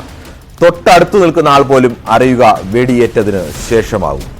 അതുപോലെയാണ് ഇന്ത്യ ഇന്ന് ആക്രമണം നടത്തിയത്. ലഷ്കർ എ തൊയ്ബയുടെയും ജെയ്ഷെ മുഹമ്മദിന്റെയും ഭീകര താവളങ്ങൾക്കു നേരെ കൃത്യമായി തന്നെ ആക്രമണം നടത്താനായി ഇന്ത്യ ഉപയോഗിച്ചത് പ്രധാനമായും സ്കാൽപ് മിസൈലാണ്. എന്താണ് സ്കാൽപ് മിസൈൽ? അതിന്റെ പ്രത്യേകത എന്താണ്? കൃത്യത, പ്രഹരശേഷിയുടെ ഭീകരത എന്ന് വേണമെങ്കിൽ ചുരുക്കി പറയാം. 250 മുതൽ 300 കിലോമീറ്റർ വരെ ദൂരത്തിലുള്ള ലക്ഷ്യസ്ഥാനത്തേക്ക് കൃത്യമായി എത്തിച്ചേരാനും ആ കൃത്യമായി എത്തിച്ചേർന്നു കഴിഞ്ഞാൽ അവിടെ വലിയ സ്ഫോടനം നടത്താനും സ്കാൾപ് മിസൈലിന് ശേഷിയുണ്ട്. ഈ മിസൈലിൽ 450 കിലോഗ്രാം വരെ സ്ഫോടക വസ്തുക്കൾ വഹിക്കാനുള്ള ശേഷിയുണ്ട്. മിസൈൽ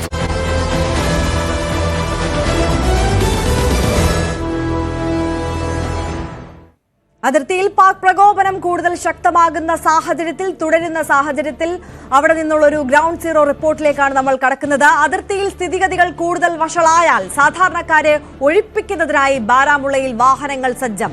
പാക് ഷെല്ലാക്രമണത്തിൽ വലിയ തോതിലുള്ള നാശനഷ്ടമാണ് മേഖലയിൽ ഉണ്ടായത്. ബാരാമുള്ളയിൽ നിന്ന് CNN ന്യൂസ് 18 പ്രതിനിധി ഇഷാൻ വാനിയുടെ റിപ്പോർട്ടിലേക്ക്.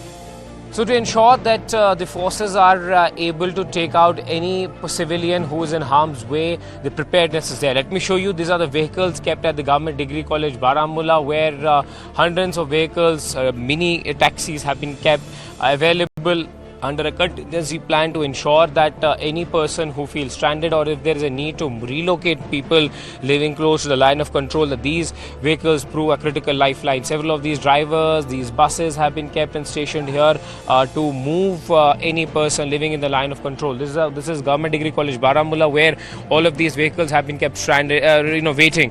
What we have also given to understand is during the night times, the small arm and the artillery exchange which took place on the line of control, school buses, have also been kept here, and apart from school buses, taxis, big buses have also been brought here to ensure that if there is a need to evacuate civilian population from the line of control, as directed by the administration and the government, they are able to take them swiftly out, because civilians have been hit hard. Civilian areas in Poonch, civilian areas in Uri, and several other sectors have also been affected by the ceasefire violation with Pakistan, and that's why these buses have been kept here ready to ensure that in case it escalates, they are able to take out those civilian population living near the line of control. Pak പ്രകോപനം തുടരുന്ന ഉറി സെക്ടറിൽ സാഹചര്യം അതിസങ്കീർണമാണ്. സലാമാബാദ്, കൽഗായ് command പോസ്റ്റുകൾക്ക് സമീപത്തുള്ള ജനവാസ മേഖലയിൽ നിന്ന് ആളുകൾ സുരക്ഷിത കേന്ദ്രങ്ങളിലേക്ക് മാറി. വിദ്യാഭ്യാസ സ്ഥാപനങ്ങളും വ്യാപാര സ്ഥാപനങ്ങളും അടഞ്ഞുകിടക്കുകയാണ്. ഉറിയിൽ നിന്ന് മുദാസർ ഖ്വാദ്രിയുടെ report. Although there are no fresh reports of ceasefire violations by Pakistan, but the situation remains to be critical here, and we are this time on ground zero in Uri market, and you can see the whole market is closed, shutters are down, and all the commercial establishments are closed, and as far as schools are concerned, the schools are also closed here, and the situation seems to be critical here, and there is a lot of panic in the area. और मैं अपने विजय आफाक से कहूँ कि ये this is the another side of the story, and these are the border areas, and you can see in the visuals, ये जो पहाड़ियाँ है, तो यहाँ के जो मकान आपको नजर आ रहे हैं, और हाल ही में कोई ऐसा शख्स होगा जो अभी मकान के अंदर जो है मौजूद होगा, और वो जब कल शेलिंग हुई तो शेलिंग के फौरन बाद ही वो यहाँ से निकल चुके हैं, और जो आज रात भर हमने देखा कि पूरा एरिया जो था वो पैनिक में था, और लोग कहीं न कहीं अपनी जानें बचाने के लिए यहाँ से निकल गए हैं. लगभग हम ये कह सकते हैं कि ऑलमोस्ट 80% ऑफ द पॉपुलेशन है लगभग कल की अगर हम बात करेंगे तो इस वक्त यानी कि 24 घंटे अभी नहीं बीते हैं कि शेलिंग जो है वो हो रही थी, और हमने देखा कि we have visited the Salamabad Uri areas.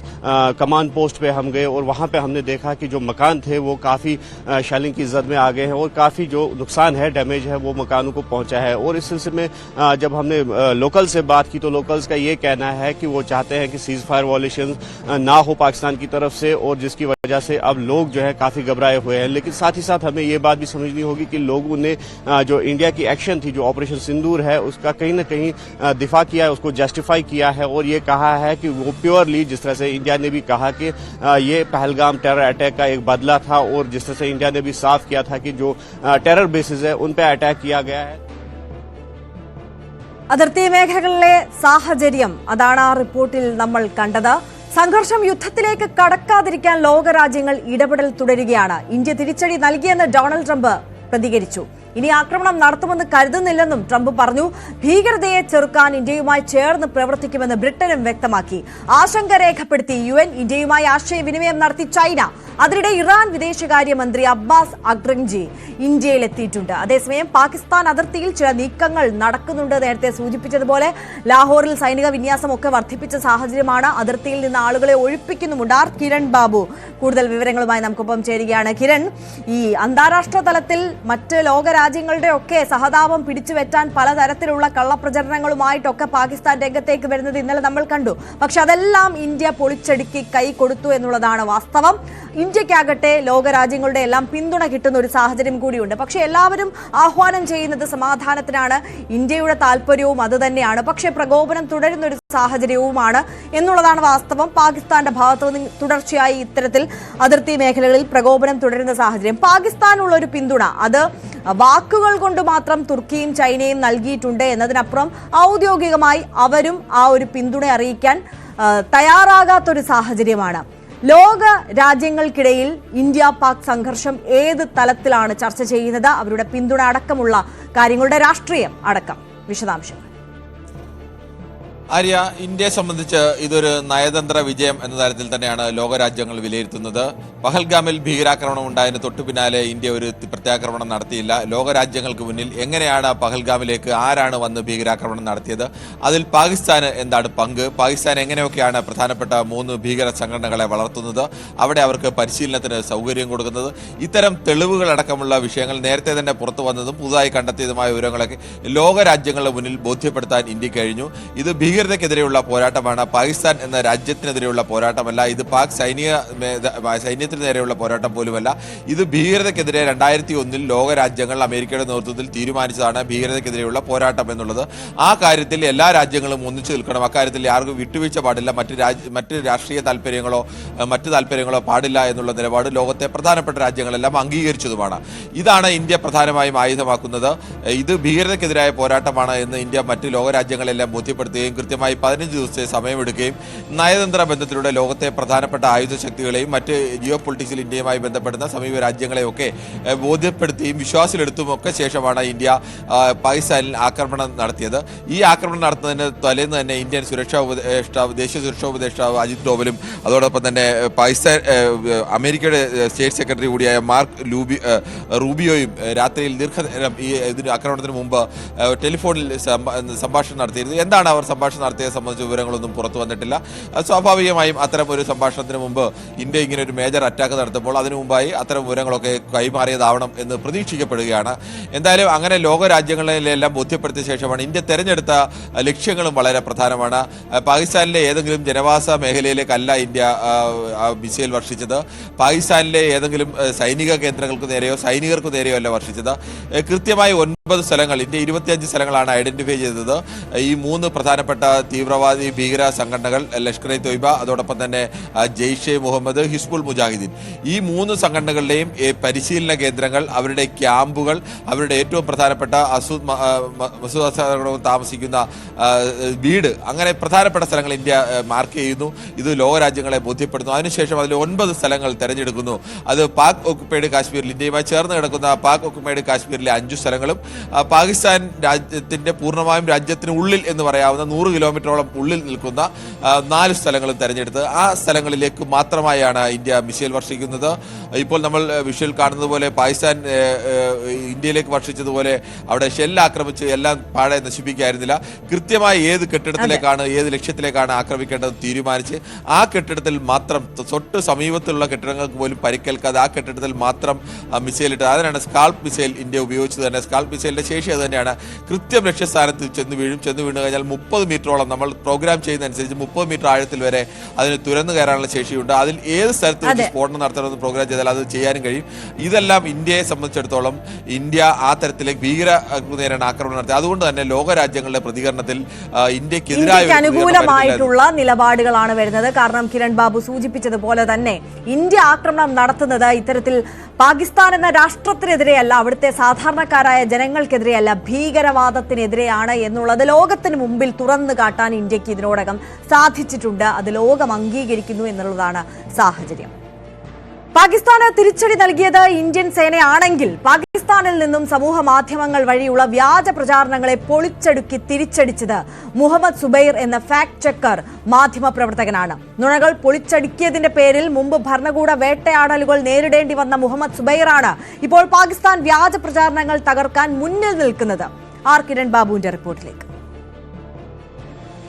ഭീകരതയ്ക്ക് പാകിസ്ഥാന് കനത്ത തിരിച്ചടി നൽകിയത് ഇന്ത്യൻ സേനയാണെങ്കിൽ പാകിസ്ഥാനിൽ നിന്നും സമൂഹ മാധ്യമങ്ങൾ വഴിയുള്ള വ്യാജ പ്രചാരണങ്ങളെ പൊളിച്ചടുക്കി തിരിച്ചടിച്ചത് മുഹമ്മദ് സുബൈർ എന്ന ഫാക്ട് ചെക്കർ മാധ്യമ പ്രവർത്തകനാണ്. ഇതേ മുഹമ്മദ് സുബൈർ തന്നെയല്ലേ അത് എന്ന് ചിലർക്ക് സംശയം തോന്നാം. അതെ, ചിലർക്ക് ഒരു കാലത്ത് വില്ലനായിരുന്ന, മറ്റു ചിലർക്ക് നായകനായിരുന്ന അതേ മുഹമ്മദ് സുബൈർ തന്നെയാണ്. അതിലേക്ക് നമുക്ക് എന്തായാലും പിന്നീട് വരാം. ഇപ്പോൾ എന്താണ് സംഭവം എന്ന് നോക്കാം. ഇപ്പോൾ ഹീറോയായി മാറിയിരിക്കുകയാണ് മുഹമ്മദ് സുബൈർ. ഓൺലൈൻ ഹീറോ, വിവര യുദ്ധ തലവൻ തുടങ്ങിയ വിശേഷണങ്ങളാണ് സോഷ്യൽ മീഡിയ ആൾട്ട് ന്യൂസ് സഹസ്ഥാപകൻ കൂടിയായ മുഹമ്മദ് സുബൈറിന് നൽകുന്നത്. ഇന്ത്യ കനത്ത തിരിച്ചടി നൽകിയതിനു പിന്നാലെ പാകിസ്ഥാൻ കേന്ദ്രമാക്കിയ സോഷ്യൽ മീഡിയ ഹാൻഡിലുകൾ വഴി വ്യാപകമായ വ്യാജ പ്രചരണമാണ് നടന്നത്. റഫേൽ യുദ്ധവിമാനം പാകിസ്ഥാൻ വെടിവെച്ചിട്ടു, ഇന്ത്യൻ പട്ടാളക്കാരനെ കൊന്നു, ശ്രീനഗറിലടക്കം പാകിസ്ഥാൻ വ്യോമാക്രമണം നടത്തി തുടങ്ങിയ വാർത്തകൾ, ചിത്രങ്ങളും വീഡിയോയും ഒക്കെ സഹിതമാണ് ഇവർ നൽകിക്കൊണ്ടിരുന്നത്. മുൻ ഇന്ത്യൻ സൈനിക ഓഫീസർ, പ്രതിരോധ വിദഗ്ധൻ, കടുത്ത ഇന്ത്യൻ ദേശീയവാദി, രക്തത്തിൽ പോലും ഇന്ത്യ എന്ന വികാരം ഉൾക്കൊള്ളുന്നവർ, കോൺഗ്രസ് പ്രവർത്തകൻ, അങ്ങനെ പല പല വിശേഷണങ്ങളാണ് ഇവരുടെയൊക്കെ സോഷ്യൽ മീഡിയ പ്രൊഫൈലുകൾക്ക് നൽകിയിരുന്നത്. ഈ പ്രൊഫൈലുകൾ വഴിയായിരുന്നു പ്രചരണം. പാകിസ്ഥാനിലെ മുതിർന്ന മാധ്യമ പ്രവർത്തകനായ ഹമീദ് മിർ അടക്കം ഇത്തരം വ്യാജ പ്രചാരണങ്ങൾക്ക് മുന്നിൽ നിൽക്കുകയും ഇതിനൊക്കെ ഒരു സ്ഥിരീകരണം നൽകുകയും ചെയ്തു എന്നു. ഇത് എത്രത്തോളം വിശ്വസനീയമായ തരത്തിലാണ് പാകിസ്ഥാൻ ഇത് നടപ്പാക്കിയത് എന്നത് വ്യക്തമാക്കുന്നതാണ് മാധ്യമപ്രവർത്തകർ തന്നെ ഇക്കാര്യത്തിൽ സ്ഥിരീകരണമൊക്കെ നൽകിയത്. ഏതു സമയവും ഇന്ത്യൻ തിരിച്ചടി പ്രതീക്ഷിച്ചിരുന്ന രാജ്യമാണ് പാകിസ്ഥാൻ. തിരിച്ചടി ഉണ്ടായാൽ അതിന് പ്രചരിപ്പിക്കേണ്ട വിഷ്വൽസും അതിന് പ്രചരിപ്പിക്കേണ്ട ഫോട്ടോയും വാർത്തയും ഈ വ്യാജ വിവരങ്ങളെല്ലാം നേരത്തെ തന്നെ അവർ തയ്യാറാക്കിയിരുന്നു എന്ന് വേണം കരുതാൻ. കാരണം ആ മട്ടിലാണ് എപ്പോഴാണോ ഇന്ത്യൻ ആക്രമണം ഉണ്ടായത് അതിന് തൊട്ട് പിന്നാലെ തന്നെ ആയിരക്കണക്കിന് വരുന്ന വ്യത്യസ്തമായ എക്സ് ആയാലും ഫേസ്ബുക്ക് ആയാലും യൂട്യൂബ് ആയാലും അതോടൊപ്പം തന്നെ മറ്റ് സോഷ്യൽ മീഡിയ ഹാൻഡിലുകളെല്ലാം, സോഷ്യൽ മീഡിയ ഇൻസ്റ്റയിലൊക്കെ നിറയെ സ്റ്റോറികളാണ് ഇവർ വ്യാപകമായി പ്രചരിപ്പിച്ചുകൊണ്ടിരുന്നത്. മുൻകൂട്ടി തന്നെ എന്തായാലും പാകിസ്ഥാൻ തയ്യാറാക്കിയിരുന്നു ഇങ്ങനെ ഒരു ആക്രമണം ഉണ്ടായാൽ ഇത്തരം വ്യാജം പ്രചരിപ്പിക്കണമെന്ന്.